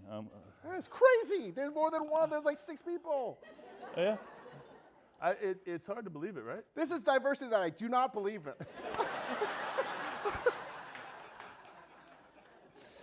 Oh my gosh. So I watch you cook beautiful food all the time at the house. Is that just for you and your wife? Do your boys eat that? Sometimes. So you know what because I see you like throw down a spread. Yeah, I do. Usually, yeah. For us, it's definitely changed as the boys have gotten older. And I think I'm turning my oldest into like a megalomaniac because the way to get him to eat something is like pesto isn't pesto, it's Hugo sauce.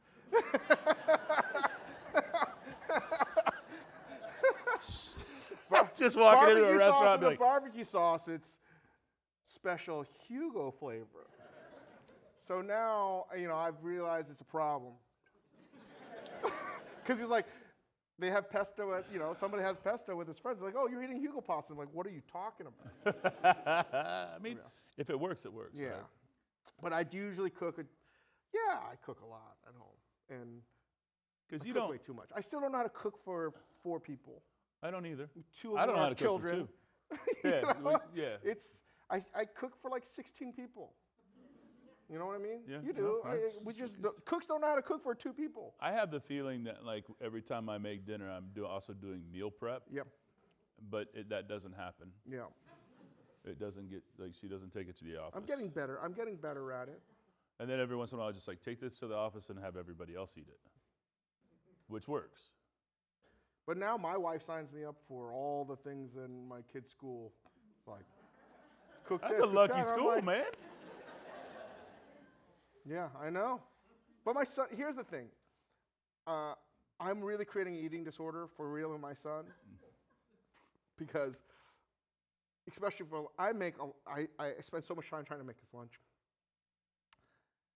You know what he tells me? Dad, it wasn't hot enough today.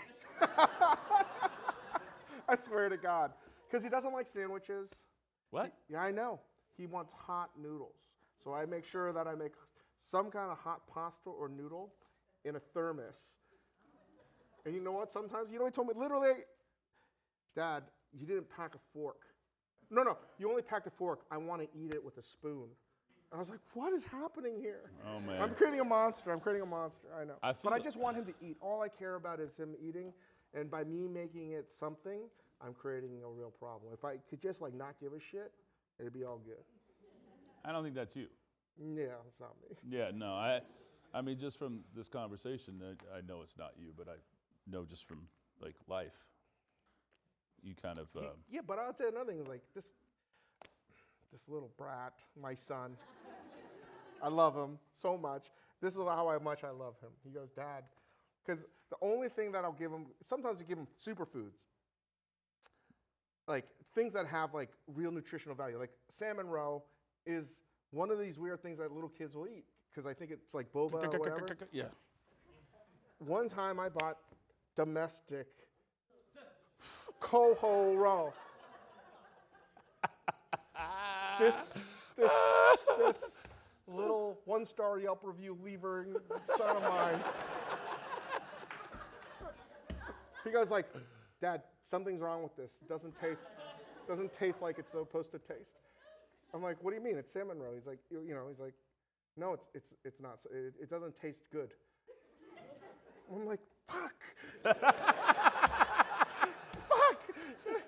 This kid's been eating the shit from Hokkaido that's lightly seasoned, and I try to save some money by buying him the domestic stuff. Man. I only expect the finest, freshest king crab. But I will do anything I can to feed them. Again, it's how I really love them so much. I'll do anything. But is Gus following in the same footsteps? What was I mean, that? he's 2, but like Gus. Yeah. Gus is first of all, he's got a ton of allergies, which is a problem. Yeah. We used to eat a lot of shellfish. No dice. Oh man, it sucks. Yeah, that's my We biggest can't, fear. no peanuts, Yeah. no nuts. But he definitely is more like his. I don't even know, like his. My wife eats pretty fast. He'll take an hour plus to eat a meal. Yeah. I don't know where it comes from, but he's just like leisurely. Enjoy his It's just life. like, I just like, honestly, he's only up 3 hours a day. He takes a nap after every meal. Those naps are 2 hours each. He takes an hour plus to eat every meal, breakfast, lunch, and dinner, and he sleeps from, you know what I mean? He's literally only up a little over 3.5 hours a day. That's mealtime. It's what? So yeah, like he's a particular eater. Yeah. I spent a lot of time watching my kids eat. You know what? Hanging up the whites gave you the opportunity to do that. The best.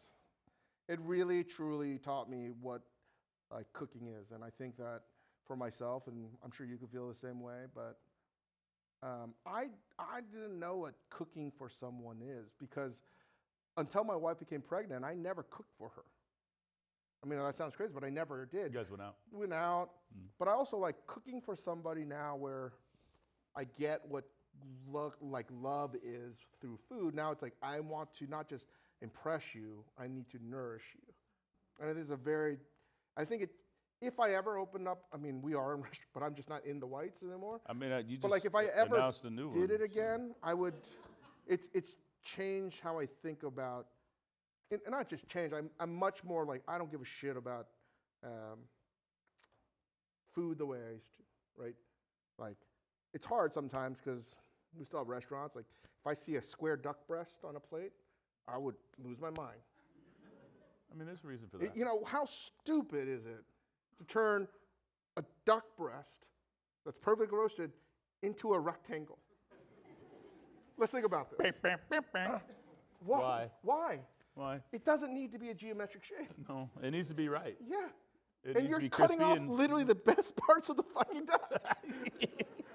So, yeah, like things like that, when I think about that, I'm like, I'm not trying to say it's stupid. I'm definitely drinking that Kool-Aid.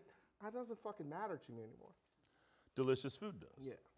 Wholesome and like where you're, I don't know, because you also were asked a question the other night, like what's your favorite meal? And it's probably on here somewhere, but you said Peking duck in China. It is, yeah. It's the real deal. It is truly the one food. Listen, I think there's a lot. Sushi in Japan, pizza, barbecue. Clearly, Tex-Mex. barbecue is Tex-Mex now. That was legit the best Tex-Mex I've ever had. We went to Candente for dinner. I've never really. Trust me, I've seen platters of food that look similar, but they don't taste the same. No. It's really good. Peking duck is. How many have been to China? It's one of the things that is not done well outside of China, and had Peking duck there. Anyone? No. It is It is like when you taste, you're like, what the fuck just happened? Yeah. It's just like a whiff of like fragrance of smoke from the wood. It's also different because most of the ducks that are processed here, I've talked about in this podcast, like the ass end is literally like gone, right? It's gone.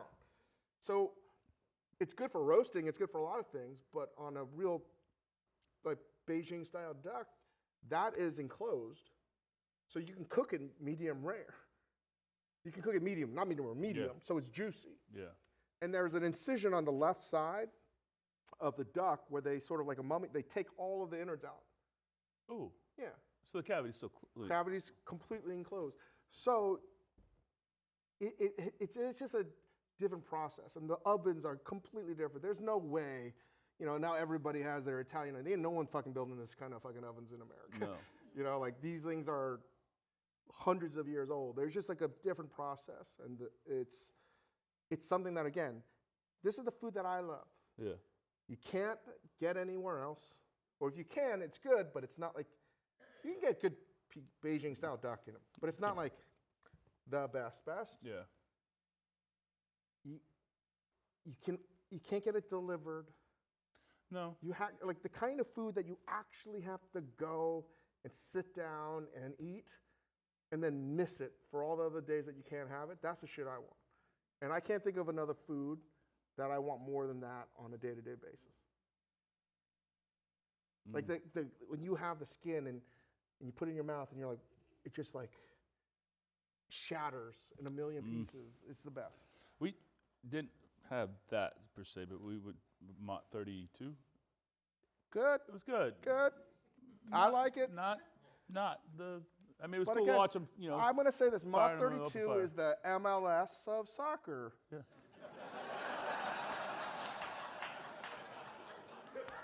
Is it the best soccer played in the world? It's good. Is it Real Madrid? I think not. Yeah, that's all. I like that. So you just brought somebody back into the realm, and this is very inside baseball. But congrats on Paul Carmichael coming back home. Very excited about that. So Paul, he's been in Australia for. Yeah, Paul. We had Paul come down to Australia. We during the pandemic, we decided not to renew our leases. Number one, I don't want to travel anymore. Yeah. And for a lot of reasons, we just didn't want to have a restaurant like that anymore. And Paul and Kylie, the general manager, who's been back with us now, she's running a lot of our programs here in America. They just wanted to end it on a high note. I was like, fine, great, perfect. we had a lot of false starts to the ending because Australia took their COVID protocols completely differently, and we just weren't able to end it the way we wanted it to. But Paul decided to stay there, and he had a lot of offers to stay there. But Paul's one of my close friends. I actually offered him something to come back to. You really? I did, yeah. He's the best. I did. He's a fucking living legend. And he was Paul like, is one of the man, best- I think I'm just going to hang out down here for a while. Paul is one of the very, very best. He's widely loved, widely pursued. Everybody wants him back in whatever city they're in, because he is legitimately considered one of the best chefs in the world. Maybe not on everyone's sort of, top 5 list, but he is amongst the people that I think know their shit. And so we had the #1 restaurant in Australia. We opened up in a shitty casino called the Star Casino. It sucks. It's one of the worst casinos in the Southern Hemisphere. Oh, you guys open up in like Shreveport But or something? we literally chose the worst location humanly possible. But we opened it up. We first restaurant ever outside of Australia for a foreigner to get 3 hatch, which is the equivalent of 3 Michelin stars there. Reached #1. But we just burned it too hard, and a lot of people left, and then I was like, I didn't want to travel, and then, it was a good thing, but I was like, Paul, why don't you take it over? He comes in, and Paul taught me so much, right? I love Paul because he tells me, you're an idiot, Dave, more than anybody else. You need And that. he also is somebody that was like, I'm going to prove you wrong, because I told him I don't think it's going to work, his ideas. And what I didn't connect was Paul, who at the CIA, his thesis was slave food of the Caribbean for the most part.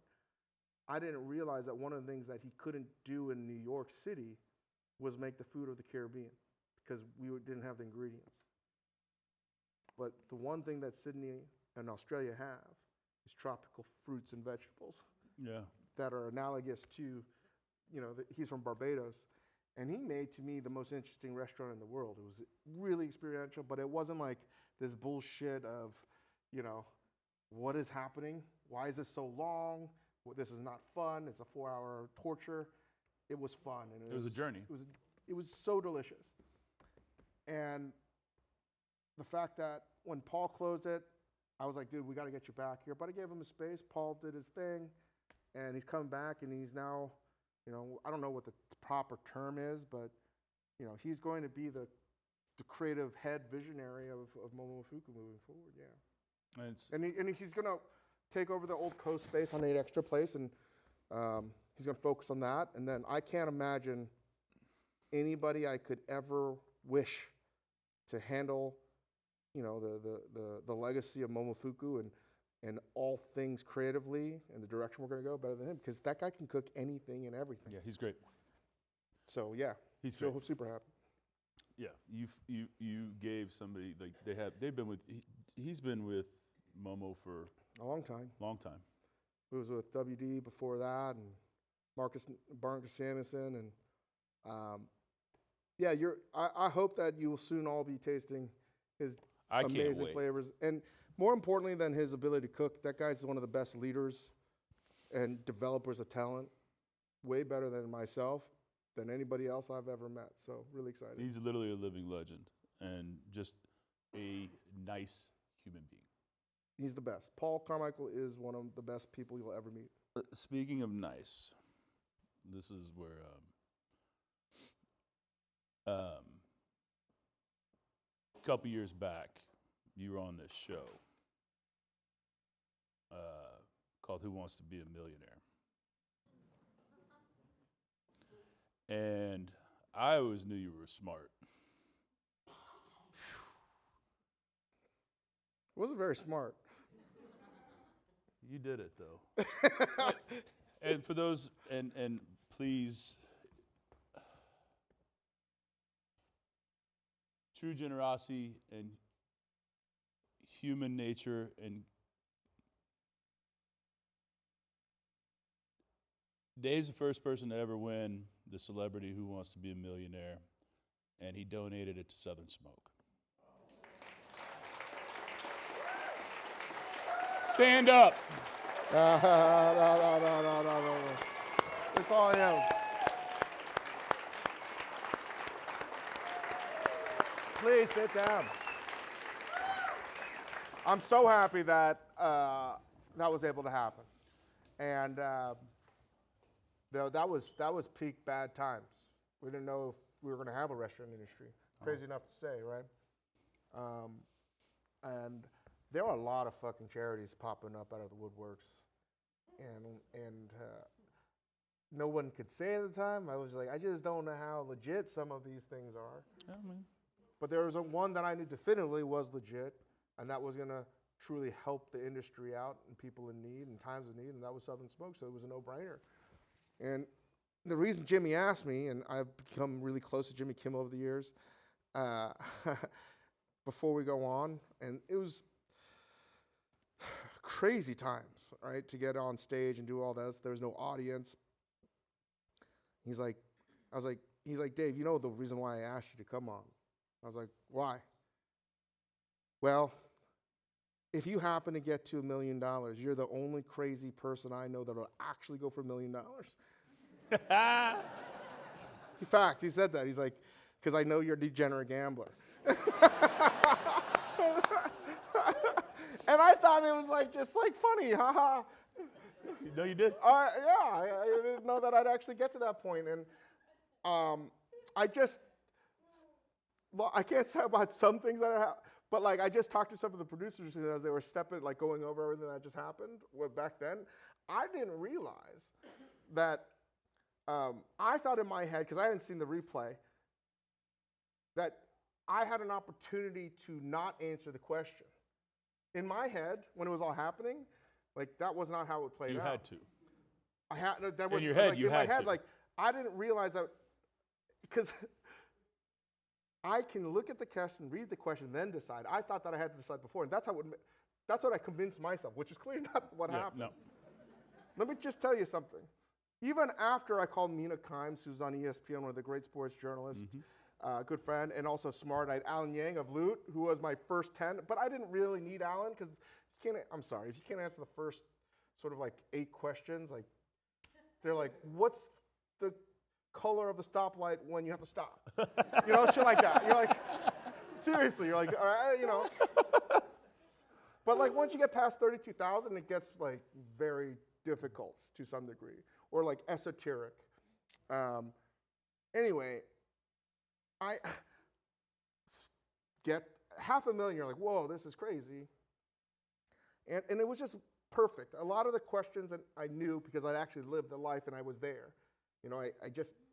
It's taking all those jobs. Taking all those jobs. So it was like weirdly things that I knew. Anyway, what I didn't know was this question, which is to paraphrase, which president, when they moved in the White House with his wife, were deathly afraid of electrical outlets and light? Literally, who knows that? Yeah, who knows that? Yeah. And it was Ulysses S. Grant, somebody else, and somebody named Harrison, who I even think was a fucking president. I don't even know. These are the Beatles. All I knew was Ulysses S. Grant, that's a red herring, that's definitely not it. So it's one of the other 3. And I was like, oh, I'm going to call Mina, and you have 30 seconds. And it took me a long time to read the question because it's a lot. Yeah. It took me so long to read the question that Mina answered the question with her question like, Harrison? And then cuts off, and I'm like, huh. I didn't know that I had time to just walk away, $500,000 to Southern Smoke. We're done, see ya. And I was like, Jimmy, has anyone tried to go for it? The late Norm Macdonald tried to do it with Regis, but answered it right after the fact. There's some blah, blah, blah. But basically, no one's ever done it. Yeah. And I'm thinking to myself, Chris is in my like consciousness. I'm seeing his face at me right now, like, you should take the money. Nope. Go home. Nope. Take the money, go. I'm in the same boat. Go for it. This is what I thought. Legitimately, this is my thought process. Well, clearly I had to go for it because I have a degenerate gambling problem. I have to go for it. But the other part of the rational me was like, if I miss this, and I think there's a 75% chance, and I was going to choose one of the 3. Yeah.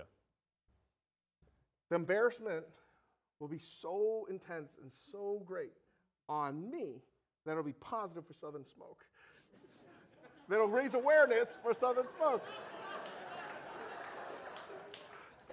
We've never talked about this until right now. Let's be very clear that about this. That was my calculus. So I was like, yeah, it'll be good. So I said, Harrison. What is Harrison? I just guessed. It was. That's unfortunately my thought process of what happened. Well, I thank you for that, though. Yeah. And what you did, not just the financial aspect of it to it, which was somebody wins $1 million is like, here, like that's crazy, right? But the awareness that came from that as well, because it in a time, because we were late 20, right? It was in late 20 when that aired and when that happened. You want to talk about need in the food and beverage industry right then. I mean, that year alone. Dark times. That year alone, I mean, we granted out $6 million just in 20. That's crazy. That's crazy. And so thank you for believing in us, and thank you for believing in what we're doing, and still to this day. I'm so happy. Jimmy did also say, he's like, you know why no one else goes for $1 million? Because it's for charity, Dave. Like, $500,000 is so much money for charity. I'd have taken the 35 too, either way. You know? And it's something we said. It was like, well, no matter what happens, like it's awareness for what we're doing. Yeah, that's what I said. Yeah. So at least there's 2 people in the room that would do that. It was. We can't say something, but there's something else that's going to happen, but we can't talk about. That he just found out that happened. Unfortunately, we can't say any more than what I just said. And it's No. It's a good thing. It's all good. But it's one of these things that you really have set an industry off in a path that most people have never thought about. So thank you. Well, glad I could help. I mean, not just in like that, but just in the way that you cook, the way that you do things, the way that you are and who you are. Like, I think that's pretty awesome. Like, you say it how you feel it. Well. And do it what you want. No, I like that. There was something on here. I was just like, somebody asked, basically they eat the momofuku noodles every day. What is going to happen to them? I'll give you a good recipe for that. This is what I actually serve my kids. This is part of what their hot noodle lunch and it's a flavor that I hopefully would develop. I will actually use just soy sauce and butter. And it's really good, all 3 of those noodles. And you can, because they can't eat the spicy stuff or stuff that is tingly, but if you do soy sauce, butter, and if you actually do endeavor to cook it without using a strainer and just the right amount of water, you get the right. Serious. I mean, now I got to try it. That's the thing, right? Because I'm always like, I don't have enough water. I don't have enough water. I don't have enough water. And I fucking panic every time. And like, I'm halfway through adding hot water, being like, oh, I think this is going to, yeah. Now I know, just let it roll. Yeah. If it, you know. That job. Everything in life is from Return of the Jedi or something like that, or it's just use the Force. What's the best dish you've had in the past month? Oh, man. I'm going to say that giant platter of the Don Miguel that I just had. Was it the chili relleno that I had? Yeah. And I also had the... Well, it's funny because they don't really, it's a chili relleno, but it's not like the fried one. It's just a roasted jalapeno stuffed with cheese. What sucks about that? Everything was good. The rice, you know what was good? Those beans, my fucking, yeah. The beans are nice. I told you, it tasted a little bit like Popeyes, and that's the highest compliment I can give. I mean, I'm not going to argue with that. It's just because I know that, like I said to you, like when we travel and we go hang out with chefs and we're going to, like, hey, you're going to cook a big meal or whatever. That is my go-to. I have to order tortillas, vacuum seal them. I take queso, I take the beans, I take the rice, all from there. Fucking good, man. It's just, well, what's the dish you're going to bring to a family gathering? Is it going to be the chili rellenos now? Kidding. That's a lot of work. Yeah, no. Family gatherings, it depends on what kind of family gatherings. That's what I think. If it's a bunch of relatives that I don't necessarily like, You got to get specific on these things. You're not making shrimp rolls. No, definitely not.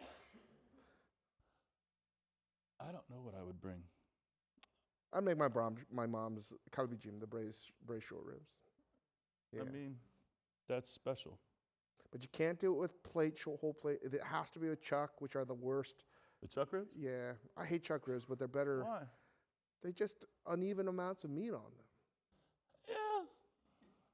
They're pretty good, though.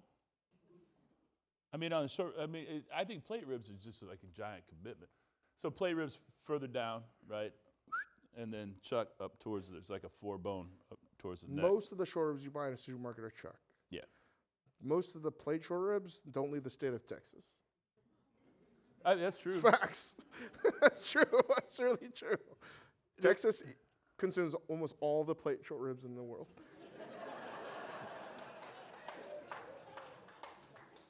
I can't That do and that, Brazil and Argentina. That's it. I just, like, it's so rich. It's so good. It is good. I can only eat a bite of that, though. That's, to me, it's like the easier form of brisket. I hate to say it like that. It's way forgiving. So, but I do think that. You're not supposed to say that shit out loud, dude. Why? You can't get them anyway. No, that's true. That's true. Very difficult to find. Yeah, and you can't get like the barbecue place has got it all locked. The big old fatties that you get. Then all of a sudden it gets cold and it goes to everybody in the world wants to braise the damn thing. It's easier to cook than brisket because it's more uniform. Yes, and you don't have to do like 15 hours. No.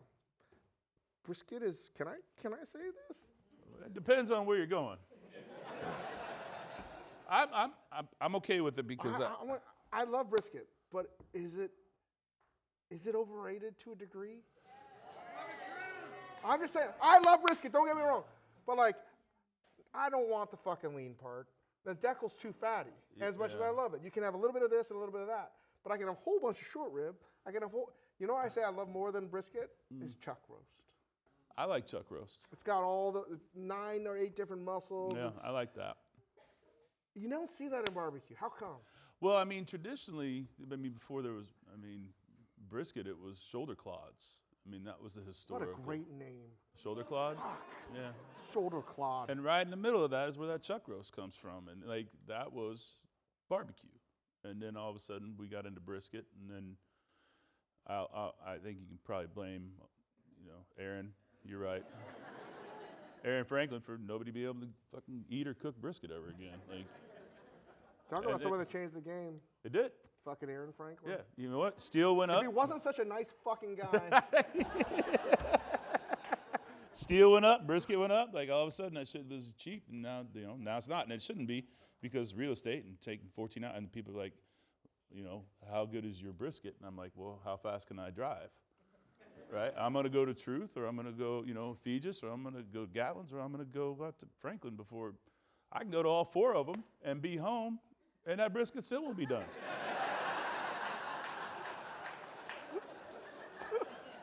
I'll tell you right now, today's the day. Shoulder clod is coming back. Yeah! We said it here. All of a sudden, people can be walking into HEB like, can I get a whole shoulder clod? I got a party of 2 I need to cook this thing for. And that's also like, my wife and I are very much like, we love Texas barbecue, we love barbecue in general, but she definitely likes all the sides. And I like a little bit of everything, but I think one little, maybe half a piece of brisket is about where I'm gonna stop. Used to be, too much. I'm not saying this to make anyone mad. I'm just saying there are other cuts of the cow that are delicious. Yeah, well, no, you're right. Let's take it easy on the brisket. I like a bavette. Bavette's great. You can put that on the smoker if you want. I I'll still eat can it. guarantee you, 2 years, cover of Texas Monthly, shoulder clod is back. I hope so. I hope so. Brisket is so 2020. Oh, you are correct. But you know what? The people that do it, man, they're doing a good job. I just don't understand like the whole standing outside in the heat waiting on. You guys are amazing. I drive by Truth and there's like 100 people standing outside in 100-degree weather waiting Can I give smoky meat. It's crazy. if you're not in Texas though, and not in 100-degree weather, this is my new theory that I've never shared with the world. All right. We'll sign. See where we're going here. Outside of Texas, where it's hot, there's a lot of mystique and a lot of this is so difficult. You should never try to attempt this on a professional level. Is this a little bit of the Wizard of Oz stuff going on, where they're like, it's actually super easy?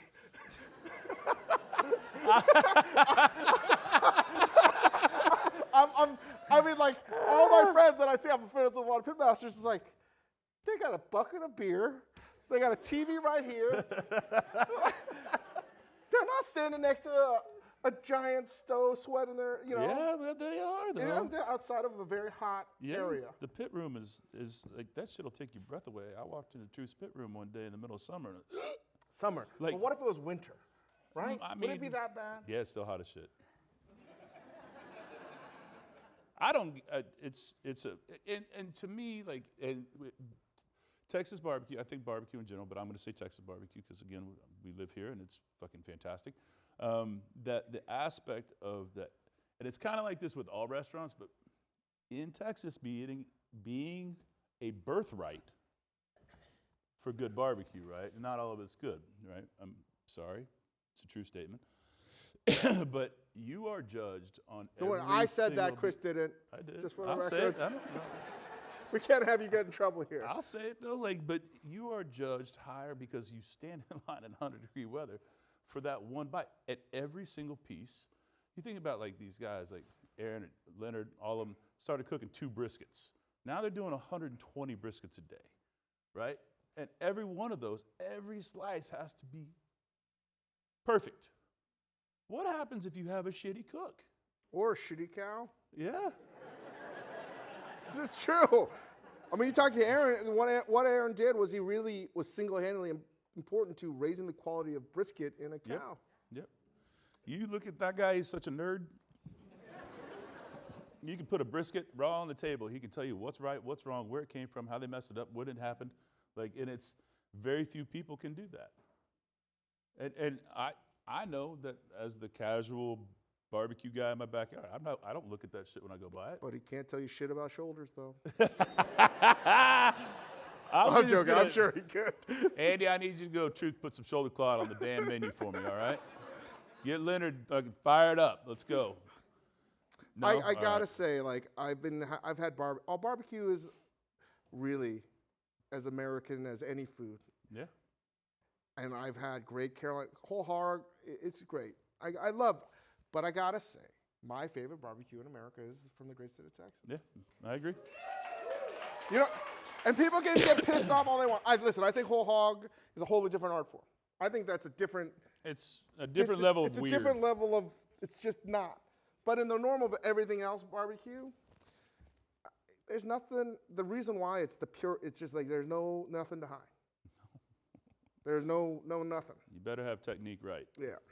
And that's pretty impressive. So there's a barbecue tangent. Happens once a day.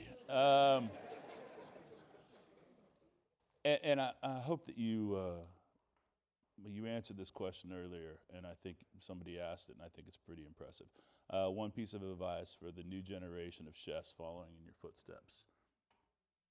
Basically, what advice did you give somebody? And you said something backstage. Did I say the 40 hour? Is that the 40 hour? Yeah, that was a good one. Yes, go with that. It's no one's fault here. Oh, no. But I would say it's hard because many restaurants are working 40-hour work weeks. Mm-hmm.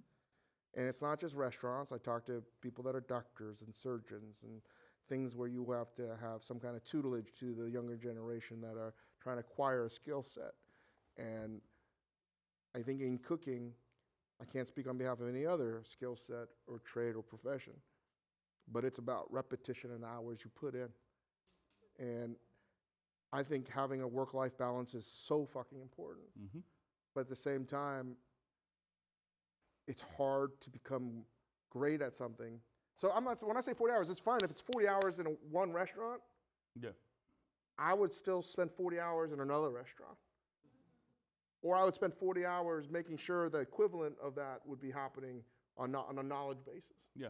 I, you know, I'd work at a, you know, with a cheesemonger or whatever. It's like, I just think that if you're in a state where your single focus is on food, you have to be a fucking sponge or sponges and absorb as much as humanly possible. And you can't do that just in, you know, 40 hours. Nope. Even a 50-hour work week, right? Like, the benefit of that is, guess what? There are other things to do. And when I started cooking, and it was better than when the previous generation, like, you're working shift pay. So you work 6.5 days, you're getting paid for 4.5 days. Yep. That sucks. That fucking sucks. Yeah. But the trade-off was like, man, I learned a shit ton. Yeah. You know? So I don't know what the answer is, but I think for the generation that's coming up right now, and it's not their fault, and the reason I say that, sometimes they can't even come on their day off. Yeah, no. You're not allowed to. So even if you want to, you can't. So I think that it's hard, all right? I'm not to say that you can't. I think this is where I sound like a real old person right now. I'm just simply saying, like, the probability of becoming really fucking great at it can't happen with like a 9-to-5 like mindset. And I always said it's how much are you going to read? How much maybe watching videos is cool, but like make sure there might be food videos where you're learning stuff, or like you can take that knowledge, you know, because working 2 jobs sucks. It sucks. I'm not saying this is I talk about this sometimes, but I can see how it could be seen as a fucking not a controversial statement. And I don't mean this to be demeaning at all to the younger generation, because I think we're all part of this.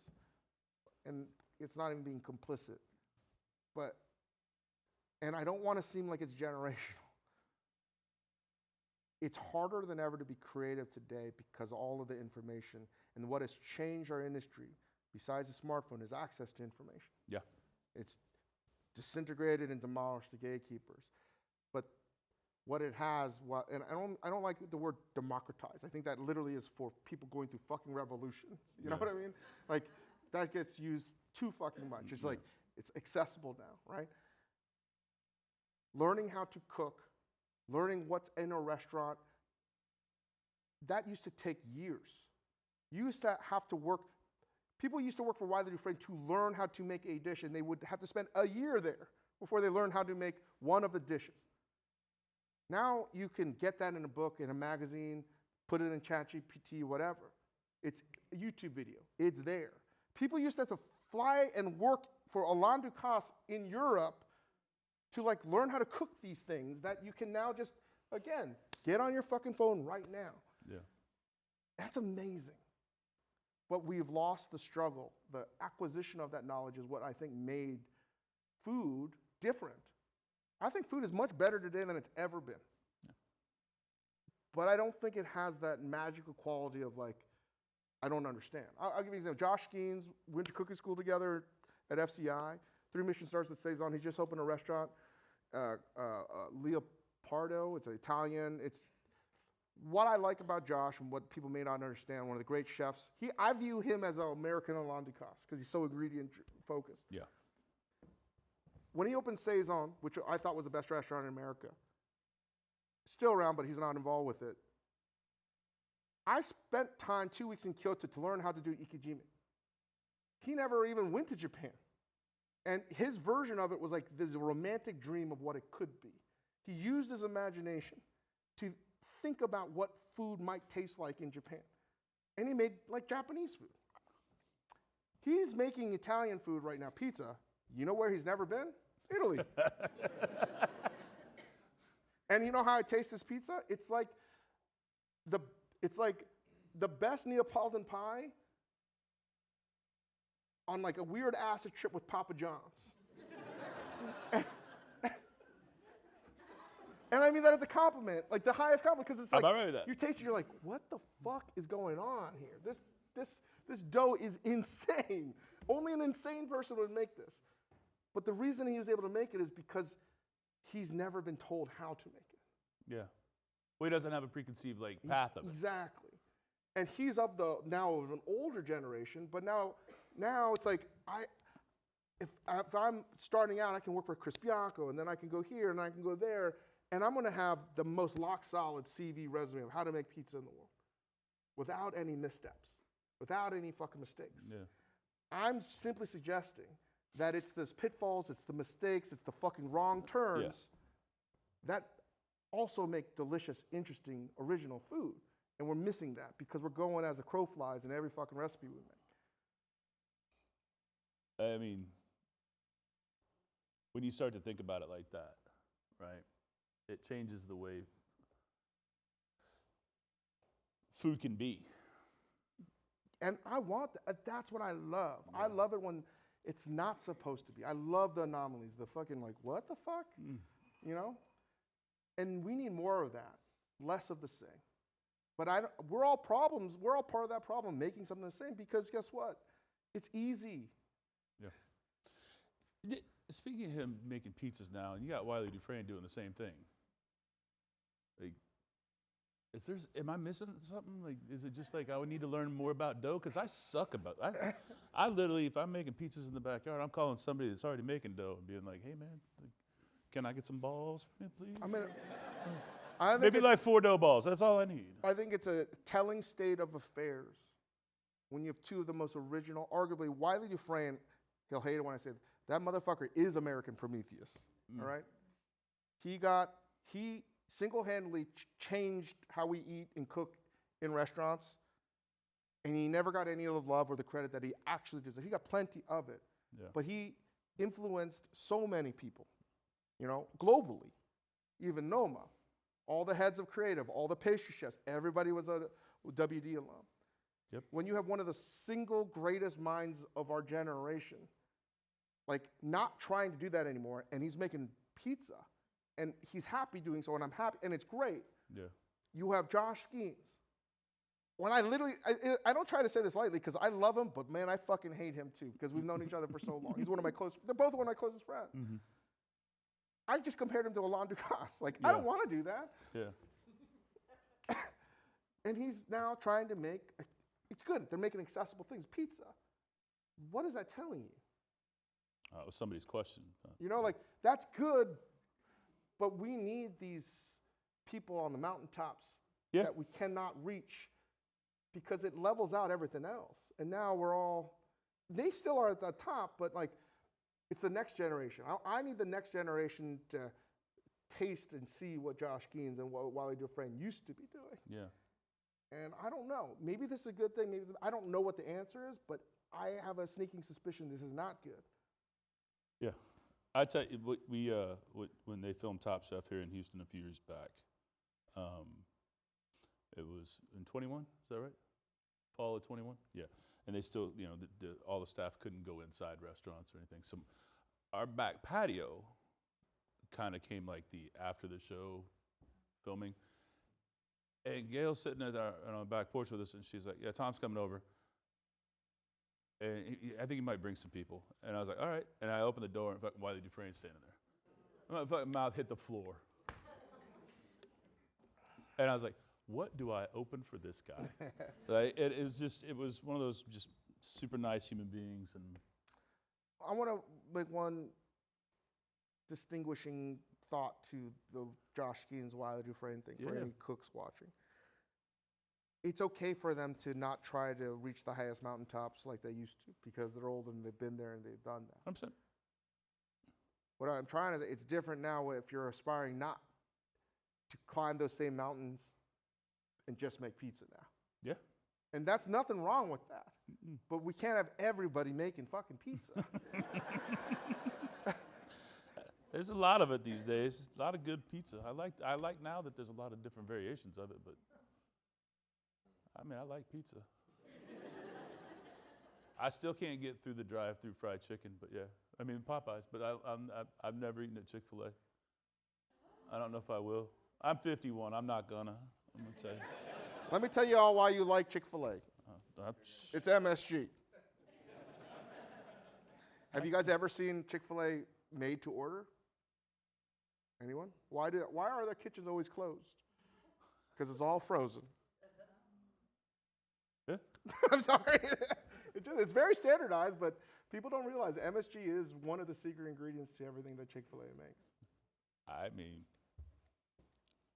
I'm not opposed to it.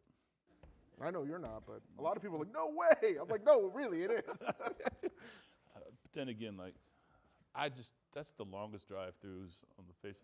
You got to make 4 wide. Like NASCAR could run a damn racetrack through it. Like, I Is can't do Popeyes it. big down here? Yeah. Can I suggest something? I Yeah. think red beans and rice is the greatest fast food side of all time. It is.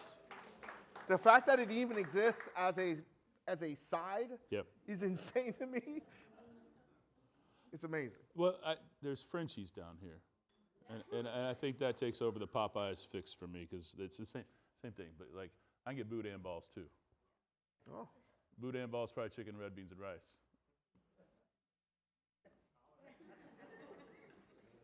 But the question is, do they have Frenchies in New Orleans? Damn. Good call.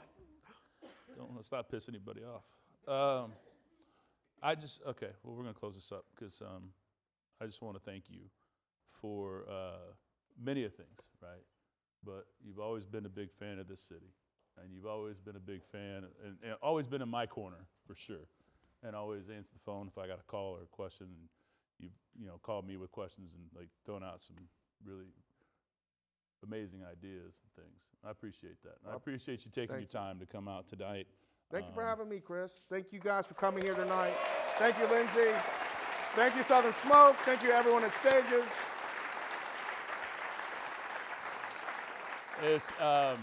So this is season 1, right? Thank you to Open Table. I mean, it's late. You guys stay Elijah up late Craig. here in Houston. Well, that's good. Like these, I mean, it's not supposed to, but like when we come back and do this, I think we'll probably start them earlier because I don't shut up. But thank you to Open Table, C&T Design, Elijah Craig. Yeah, I know, I'm getting there. Deep Eddie. Thank you, Chris. Stages, and thank you to Dave for being here. This guy's got to get back on a plane at 6 a.m. tomorrow, and be ready to go. Yeah, what is 4 p.m. Pacific Standard Time here? Is that 5 p.m. here? 6. 6 p.m. tomorrow. You'll see me with who's my guests? Do you Joel know? Joel McHale, the comedian. And tomorrow's improvising? Yeah, don't know what the menu is. Serious. You know, shoulder squat. Don't be making freaking I don't bread, think I have a man. pressure cooker. He's gonna get out and start rolling baguettes. You know, like no, man, just stop that shit. You're making everybody look bad. But thank you for being who you are. Thank you, guys. Thank you, Chris. Thank you for.